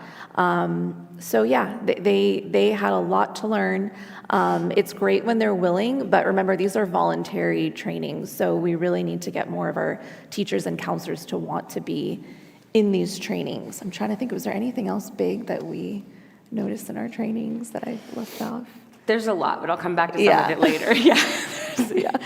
Yeah, it's been an educational experience. Yeah. And Sim, how about you now make educational videos that have gone viral and been amazing and given people so much more perspective and knowledge about Palestine specifically and about Zionism and anti-Zionism. What have you found in general in communicating those messages in terms of people's prior knowledge of all of these subjects? I think, speaking for me and my community, I think probably, the thing I try to do with the book, Genocide Bad, and with my content mostly these days, one of my main goals is to address the way Jews are teaching our own history and the conflation of Israeli propaganda with Jewish history and the concept of Judaism as a whole. Even many Jews in the United States are incredibly ignorant about our history in Europe because Zionists like to glorify a ancient biblical history in Palestine that we actually don't have a lot of archaeological evidence for these things that happen. And we have no archaeological evidence for a lot of things that happened in the Torah, like the Exodus, like slavery in Egypt, like the Exodus, and like any kind of mass migration out of Palestine into Europe. There's no archaeological record that European Jews actually came from Palestine. What we do have is millennia of history within Europe, but the Zionist narrative skips from the ancient Jews in Palestine to the Holocaust. And we're completely severed from our deep cultural ties to Europe, the continent that we're actually from. And so U.S. Jews are incredibly, even people who've been in the Jewish community all their lives, who are Jewish educators, are incredibly ignorant about basics of our own history in Europe because that doesn't serve a Zionist narrative. So that history has been silenced. We're ignorant of the many celebrated Jewish authors who were anti-Zionists in the late 19th and early 20th century, people like Karl Kraus and Lucian Wolff. These should be really well-known, celebrated Jewish authors. They were in their time, but because they don't serve Zionist narrative, they were always fiercely anti-Zionist artists and culture workers. They've been dropped from the canon of Jewish literature. They've been dropped into obscurity because the people funding Jewish cultural institutions are all Zionists, and the money's all coming from Israel. And so I can understand how so many educators, right? I mean, probably the vast majority of U.S. K-12 history teachers just conflate Zionism with Judaism completely. And so not only are they neglecting to teach the factually true narrative of the creation of Israel, but things happen like my kindergarten daughter, they do in Texas, for the entire month of December, the elementary school curriculum is Christmas. Every day they're bringing home Christmas themed homework. And I talked to the school about like, listen, we're Jewish, maybe we could incorporate other holiday traditions from around the world. And the principal said, yes, okay, we'll do that. And then they sent my daughter home, in the kindergarten, they send them home with like headband crowns sometime. They sent my kindergarten daughter home with a Star of David in the middle of her forehead. And it says, children in Israel celebrate Hanukkah. And she's like colored this in and they put it on her head. And I was furious, right? But the principal, I know she was trying, bless her heart, but they just don't, there's just this immense lack of knowledge about the fact that Zionism and Judaism are not identical, Israel is not a stand-in for Jewishness, and that there's a much longer history of anti-Zionism for as long as there have been Zionists. Yeah, these are all things that in my content we're trying to educate people on. Yeah, and just to speak to teachers in general, I think we're all educators up here. Tremendous, tremendous respect for teachers. I think it's important for people also to know that people who train to be history teachers in the public school system, I can speak for California at the very least, they don't have to have any specific training in history whatsoever.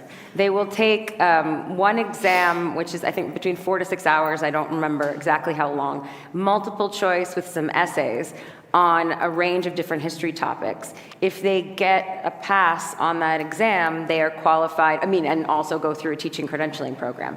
They are then qualified to teach any of the social sciences. So you have a lot of teachers who are going in, some who are very passionate, like I'm sure everyone up here is and was when they were teaching, who do a lot of extra resource, who are always looking for supplemental sources, who want to bring in more to the classroom. But you also have a lot of teachers who are overwhelmed, overworked, underpaid, who are teaching way too many different classes, who are looking at the textbook the day before, sometime, especially if it's their first year teaching, reading what's there, and that's what they're going on for what they know about the history. And oftentimes those textbooks are incredibly biased and prejudiced, and we're going to talk about that a little bit more later. What I want to talk on now, also, by the way, I'm going to do a plug. I brought props. If you guys haven't read Genocide Bad, which is Sim Kern's book, you have? Yes. Interlink Publishers is here. They are in the Bisuk. Go over there, get a copy. This book is absolutely brilliant, and it's such a great read. It blew me away, and there's so much really essential information in there that will really help you, and stuff that I really hadn't heard of before that blew my mind. And I also want to make a plug for Rethinking Schools is an amazing organization, and they published a guide on teaching Palestine. Samia was one of the editors. And actually that brings me to my next point. I wanted to read a quote from the intro of this particular issue of Rethinking Schools. And it says, the K through 12 curriculum across the United States teaches children what is important, what knowledge matters, and crucially, whose lives matter. But silence is also a part of the curriculum. What is missing from schools tells young people what not to consider, what not to question, and whose lives do not count. Palestine has long been one of the great silences in the official curriculum. So I wondered, Samia, if you could speak a bit to that, a little bit more, why Palestine has been so absent. You sort of started to touch on some of the censorship, and then also the work you've done with Teach Palestine. Sure. I think, I think most people know the incredible influence educators have on young people's lives. They either bring joy and create curiosity and make them love school, or they can diminish and really put that fire out. And a lot of that is tied to whether educators and education leaders see children in their full humanity. And when you try to repress the teaching of Palestine or tell a child when they're in 2nd or 3rd grade, find your country, put on the map, no, what do you mean? There's no Palestine. You can easily diminish that light and silence that identity. I know, because I grew up at home in all my full Palestinianness and loved it. And as soon as I walked out the door to go to school, I tried to shed that. I tried to change my name for years. And I didn't know how to reconcile being American and Arab, hence I love the kind of tagline of the truly Arab, fully American. I couldn't do that. And now I'm raising, Allah blessed me with twins, Jihad in Palestine, a son and a daughter. And I remember my mom, she's still till this day, like trying to get me to change my kids' names before they started school. And then after October 7th, FaceTiming my daughter, telling her to find a nickname to go by. And she had nothing for him, even though, and so I think about the way they've navigated their education and teachers that have allowed them. You don't have to stand up and say, today we're going to learn about Palestine. You can say, today we're going to talk about 3rd grade, where our names came from. And then having my daughter be able to share that.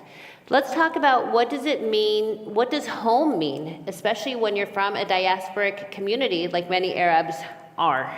And so I think there are ways, right, that you work to bring Palestine into classrooms.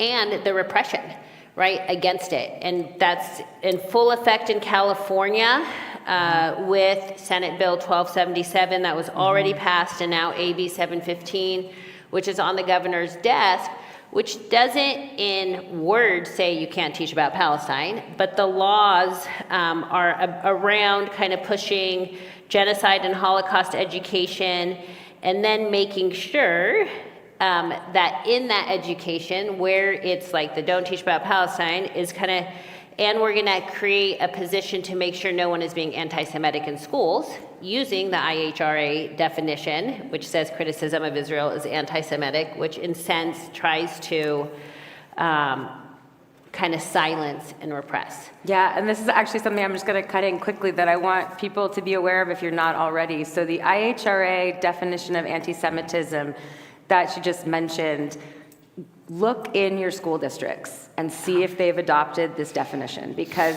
it explicitly states that criticism of Israel is anti-Semitic and counts as anti-Semitism. And what they're trying to do with AB 715 is enshrine that into law and create this position of an anti-Semitism coordinator.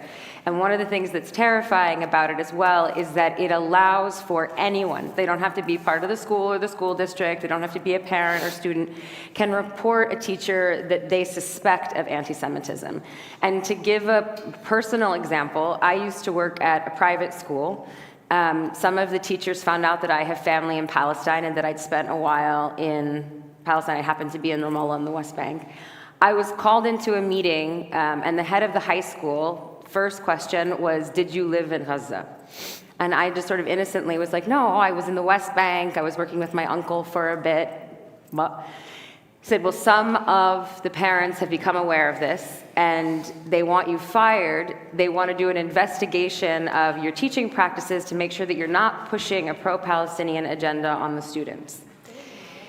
The investigation took place. They found nothing that they could fire me for, but I was told not to mention Palestine in any capacity outside of a course that I was teaching.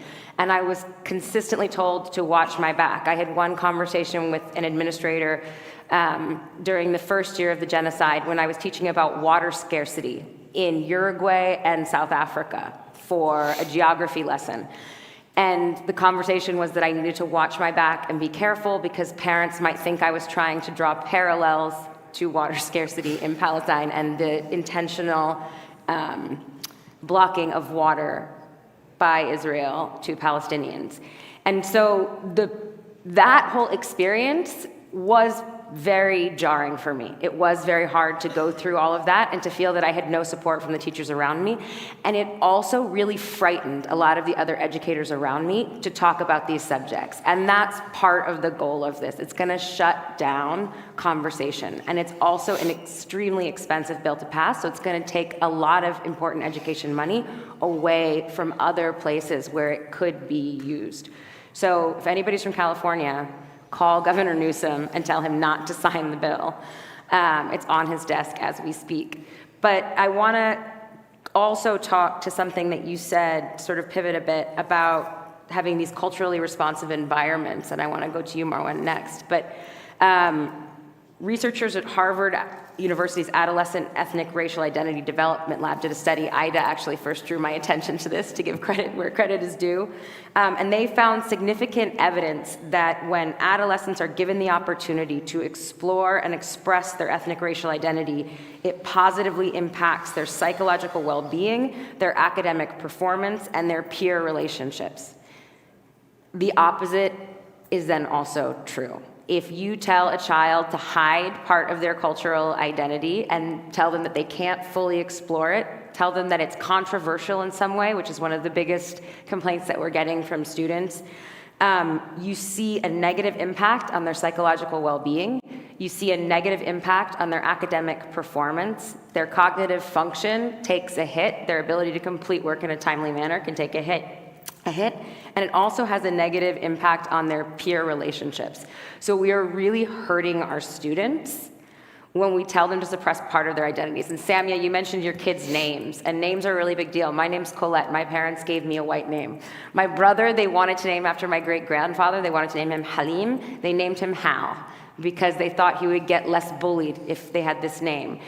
The fact that our children have to do mental gymnastics when someone asks them where they're from or what their name is, and sort of judge the safety of the situation and whether or not it'll be accepted, is something that's taking a toll on them. They don't feel safe in their classrooms. They don't know who's a safe person to talk to.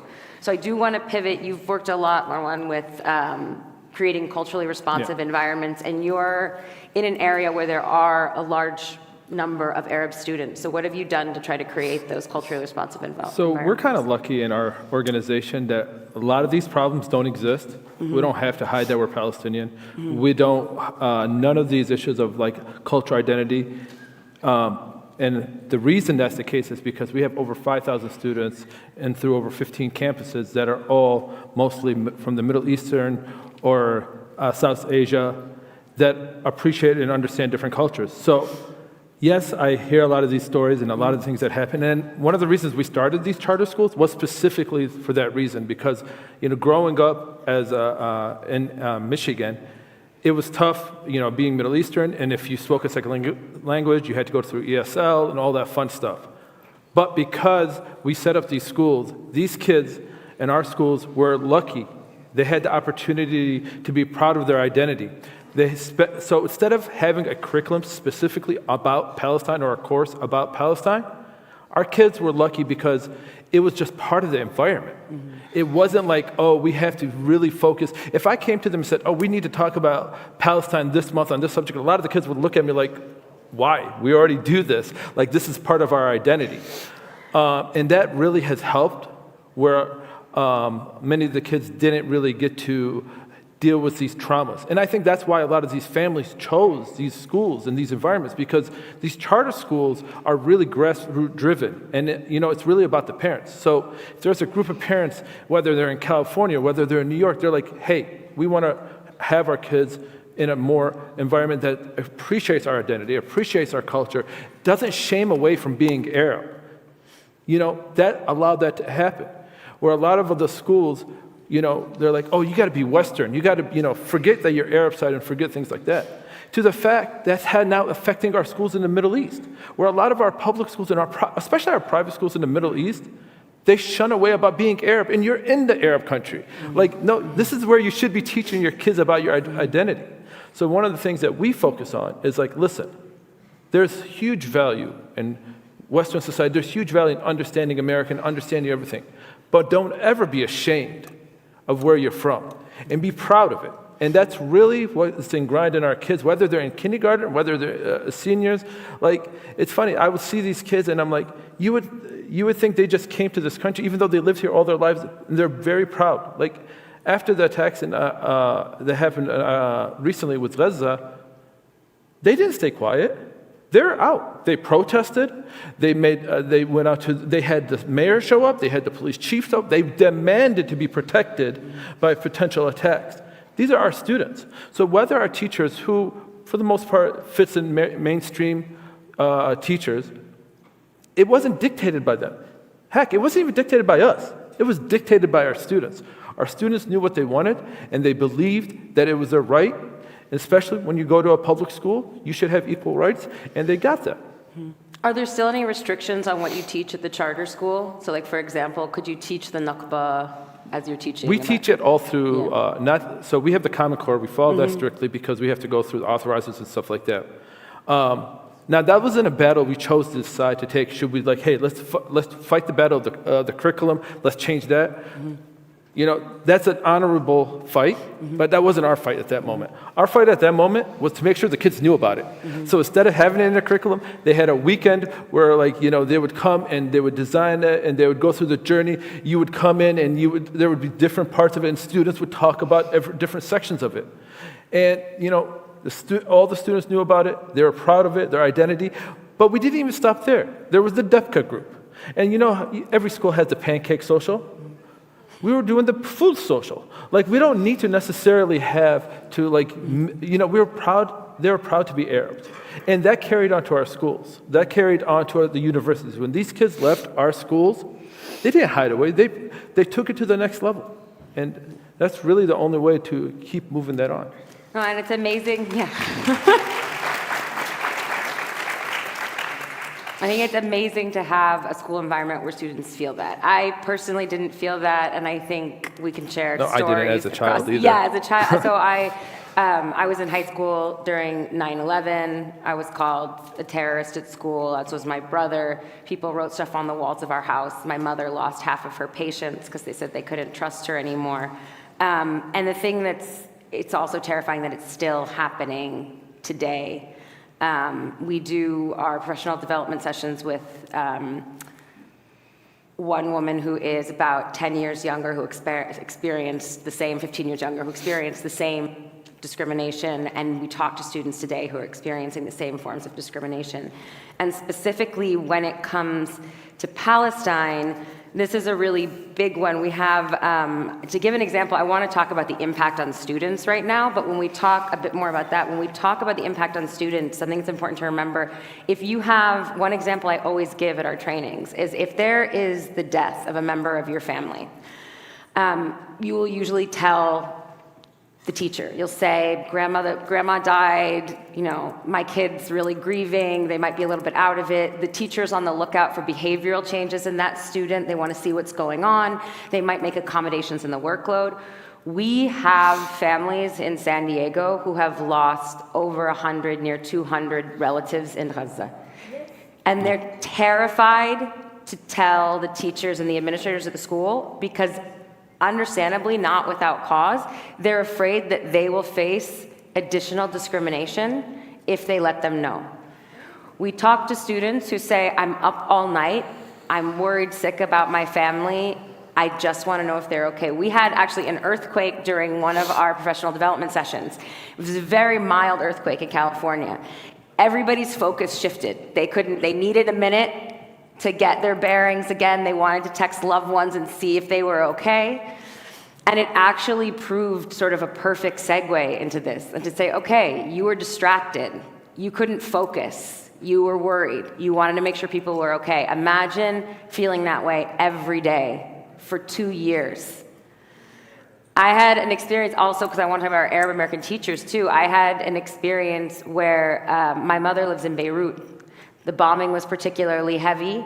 I was on the phone with her. A bomb fell extremely close to her apartment. I heard the blast, the call dropped. Alhamdulillah, she was okay, but I didn't get through to her for another 30 minutes. I was terrified. I was terrified. I was out of it for the rest of the day. I really wasn't fully functioning. That really took it out of me, even after I knew she was okay. You have students who are experiencing this. They have a lack of focus in the classroom, potentially, and teachers don't know why. For young people especially, processing these really heavy emotions, they don't always know how to process them, and they will manifest in other behaviors, which are sometimes considered problematic by the teachers. Now, if teachers are on the lookout for that, and they understand why this is happening, they can help support that student in some way, hopefully. They're a good teacher. But our teachers don't know because our families are afraid to share. And so it's something that we really need to work on educating the educators and the administrators about all of this. And if we want to talk a bit more, anybody, I'm just sort of going to open it up. If anyone wants to talk a bit more about student experiences and how this impacts student psyche on a regular basis. I mean, we know these kinds of events impact students' mental health. I think there's more talk about student mental health in schools these days, and so I think that is an opportunity, and educators don't know what they don't know. So sometimes it's not that they don't want to support students or they don't understand, what's happening. They just don't have the information. So one of the things we've done, and I encourage parents, and that's also where I feel like parents and families, I love my parents and they did the best they can, and as someone who works and job is to work with multilingual families, I have a new understanding when I became an administrator of why my parents were the way they were and hesitated to become involved or come to our schools. I am a very different parent, and often, my husband did not grow up here, and so often I have to kind of tell him, we've got to be involved, just like our friends are very involved in dictating things and what's happening in the educational system. We must also dictate and ask for what we want for our kids. Schools will listen. So one thing, we came up at Teach Palestine with, it's called Understanding Palestine. It's a free downloadable booklet, but one of the pieces in here is literally about how repression affects students and what teachers can do about it and how it affects their mental health. And I think those are ins that we can take with educators that may work. It also has sections on, how do you, is Teaching Palestine anti-Semitic, and resources, knowing your rights. And to your point in the very beginning, what is Palestine? Who are Palestinians? So I think it's different times as well because of social media than when I grew up. And so students are finding outlets and kind of feeling more emboldened because there's things that exist now that never existed, whether it's athletes speaking out, artists, singers, and I think for at least my kids, they keep sending me, these reels, did you see so-and-so made a statement? Did you see this? Did you see that?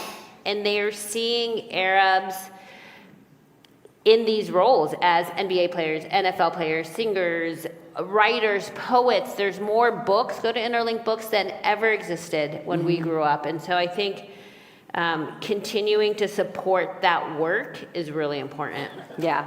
There's not enough time. Sorry. This genuinely could have been a full day conference to talk about all these different issues in K through 12 education, and I apologize for all of the things that we're not going to get to. Hopefully, inshallah, next year we'll be able to do some more panels on this. But I do feel like you're right, and I think that people, through social media, and Sim, this is something that you also mentioned in Genocide Bad, that sort of the veil is beginning to slip a little bit. So the powers that be that are trying to keep this certain, that have I don't know what's going on with this, that have every motivation to keep this certain narrative in place, are beginning to lose a bit of control of the narrative. And if you want to talk a little bit more to that point. And I think the best way we can support that is to be intersectional in our support of students and recognize that many different communities are being targeted and having to silence themselves in schools, not just Palestinians, And we have students who are at the intersection of these things. They may be queer and undocumented and Palestinian. And so on 3 different fronts, they're having to hide parts of themselves and they're being attacked. And so it's really important that we can, all of those of us who are, all peoples that are being attacked by, the Trump administration, by these forces of of imperialism and white supremacy, that we stand together, united for kids. I think something that's been really impactful in terms of addressing these instances when there's been really obvious examples of censorship of Palestinian stories, book events, things, something that as like an anti-Zionist Jewish activist, we prioritize in our JVP chapter is like showing up in presence, being like, we're Jews and we're fine with this. I saw Janan Matari, a Palestinian author, has a book out with Interlink Books, recently had the bookstore, had a Zionist owner canceled, 2 different bookstores canceled her book events. And one of the things you saw was, Jewish anti-Zionist community groups showing up in solidarity with them. And so I think we just all have to sort of have each other's backs for the kids, let them be the full expression of themselves, and reject any attempts at censorship of children's identities and histories and realities. So. Yeah, and talking, yes. No, I want to echo that. I think it's incredibly important to work in collectives for all of these things. I also want to just quickly say before we turn to, I want to kind of finish off with things that we can do, more concrete things that we can do to combat this. But I wanted to stress again the amount of power that's being thrown at us. So when we talk about AB 715, for example, California is one of the states in the US with the most rights for educators. It's a litmus test for the rest of the country. If they can pass this bill there that's going to censor education about Palestine, there's going to be a push to pass it everywhere. So please be on the lookout for bills like this popping up in your states, and we do need to work together. We really need to collaborate in our efforts to combat all of this. There are a lot of efforts and a lot of money that are against us right now. And I'll just give like one last example. There's something that's called the Institute for Curricular Studies, which I don't know if any of you have heard of. Yeah, Samia has heard. Yeah, Institute for Curricular Studies. It was launched in 2005 to address historical inaccuracies and misinformation about Judaism and Jewish history in public school textbooks. And what they do is they actually pour large amounts of money into lobbying textbook publishers to suppress content about Palestine and Palestinians and push Zionist narratives. And they also fund professional development workshops for teachers and administrators to push that narrative. So we're up against monumental forces, but I do want to say that I think there definitely is hope, especially in working together. So I just want to go down the line, and if any of you could share things that individuals can do, teachers can do, students can do, pick one, pick a few, but just, yeah, give the people hope. So, like, for us, like, things that could be done is supporting a lot of the schools, and like one of the things that we've seen is that social workers, a lot of them have been able to come in and support the teachers. But ways to help these kids and a way to help even larger is, I was telling you earlier about, like, I'm working on a project right now where we're trying to teach the kids in Gaza. Like, there has to be ways, like, and there's ways to volunteer, whether if you're in the SEL, social emotional learning, or whether you understand science or math, whatever. It's going to take a village to really raise these kids. So anything you could do is great. And the way to really look at this perspective is, like, if you donate money to organizations, that's great. But if you donate your time in these types of groups, and that includes even in the United States, how can we support, creating a club, creating things where people can come and learn about our identities and be proud of, to see what we have, this rich heritage. So those are the type of things I would look at. I would say operate through courage and not fear. Show up to your kids' schools, even if you don't have kids or they're older. If you own a home that is part of a school district, you have rights to express what you believe should be taught, should be talked to. We have kids and live in these communities too, and should be represented. There's lots of resources and things to support you in doing that. And then get books and donate them to the school, whether it's these or Sims Book. Go to Interlink, their table. get books for libraries in the schools in your area? I would say get involved at the local political level with your school board. So the reason why your child's teacher might be scared to talk about Palestine or bring anything in the classroom is because they're scared their principal won't defend them. And your principal is scared that their district office won't defend them. And the superintendent at the head of the district office is scared because the school board has the ability to evaluate, hire, and fire that superintendent. So the school board has a lot of power. So get involved with finding school board members who will support all of our students, both especially our marginalized students, and be proactive, not reactive with your child's teacher, build that relationship. Bring in little stuff for them. Like I know parents who just bring in little stuff from Palestine for their child's teacher, and that opens that conversation about who we are, and it helps to stop that dehumanization, because that's a huge part of anti-Palestinian racism, is the dehumanization of us. So build that relationship, but you do have to be involved with the politics of your school. I would say, even if Governor Newsom signs this law, the more that fascists try to control the education that is happening in classrooms, the more we have to embrace that every interaction we have with another human being is an opportunity for education. And having been a teacher in Texas for 10 years, I found often, as an English teacher, I had far more freedom to teach history than the history teachers did, because their content was carefully subscribed. But I and art teachers and the music teacher could get away with teaching a lot of these sort of more factual history topics through teaching the history of art and literature. Now I find just being on TikTok, I'm having a far greater impact as an educator than I ever did in a classroom.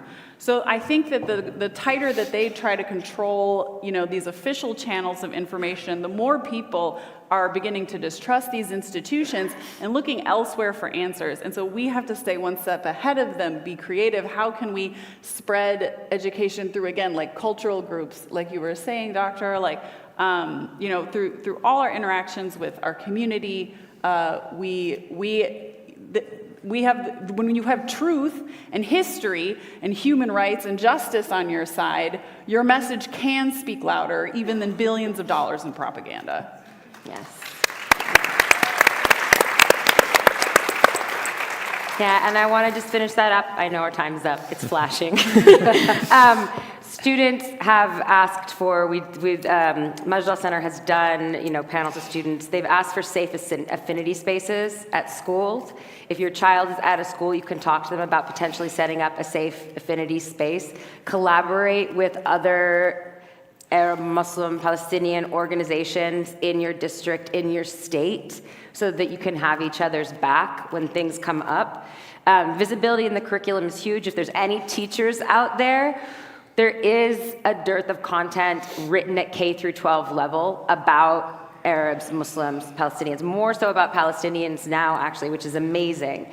But creating those resources for teachers is really important, and understanding that they have zero prior knowledge. Creating those resources that are in line with the curriculum that they are mandated to teach, so that they're not getting in trouble in that way, but that still get the information in and have information from them to help educate them more.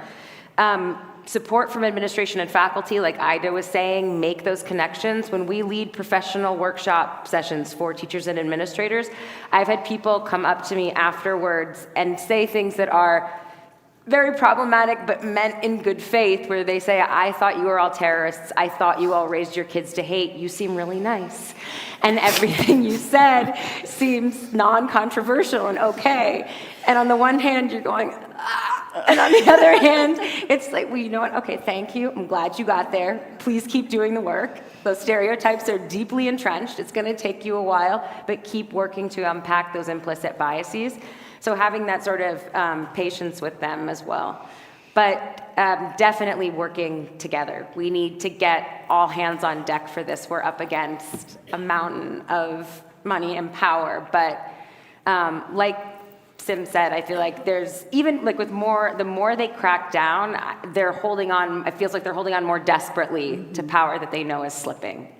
And people's eyes are opening to the real history, and that to the fact that they've been lied to. So hopefully we can overcome these challenges in censorship and education. And thank you all for being here and for being patient with us.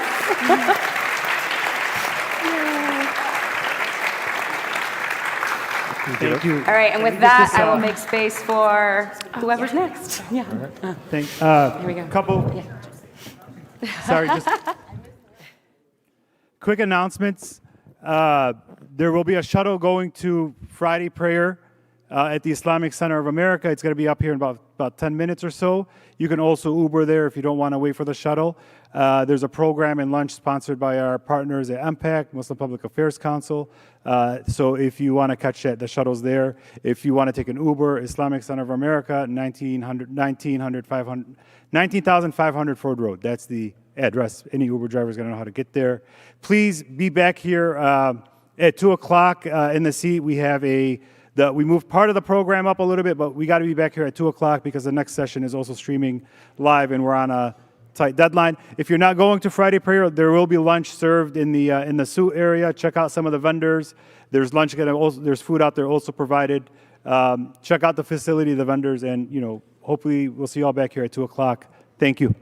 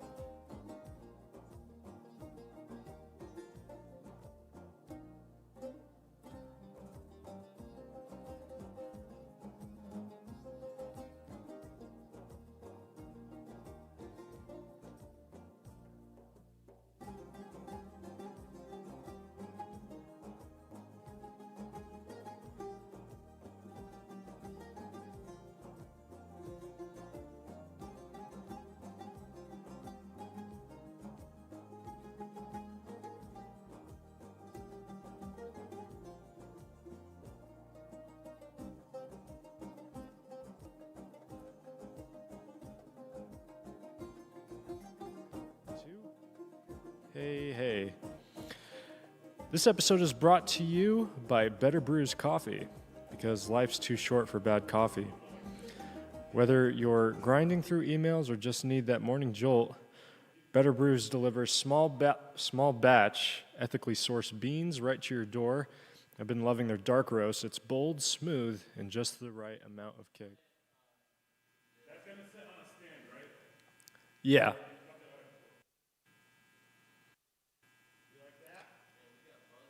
Check, check, check.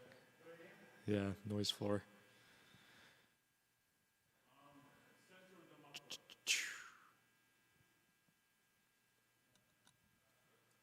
So they'll probably end up like this.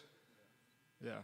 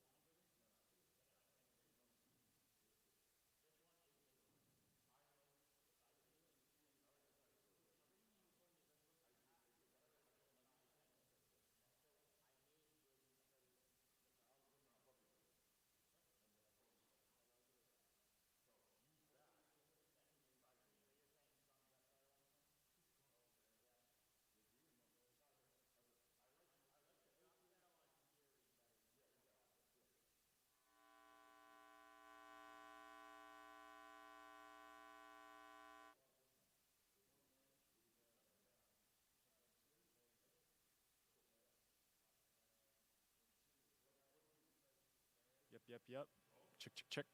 Check. This episode is brought to you by Better Brews Coffee because life's too short for bad coffee. Whether you're grinding through emails or just need that morning jolt, Better Brews delivers small batch, ethically sourced beans right to your door. I've been loving their dark roast. It's bold, smooth, and just the right amount of kick. So fuel your day the better way. Head to betterbrews.com/podcast name for 20% off your first order.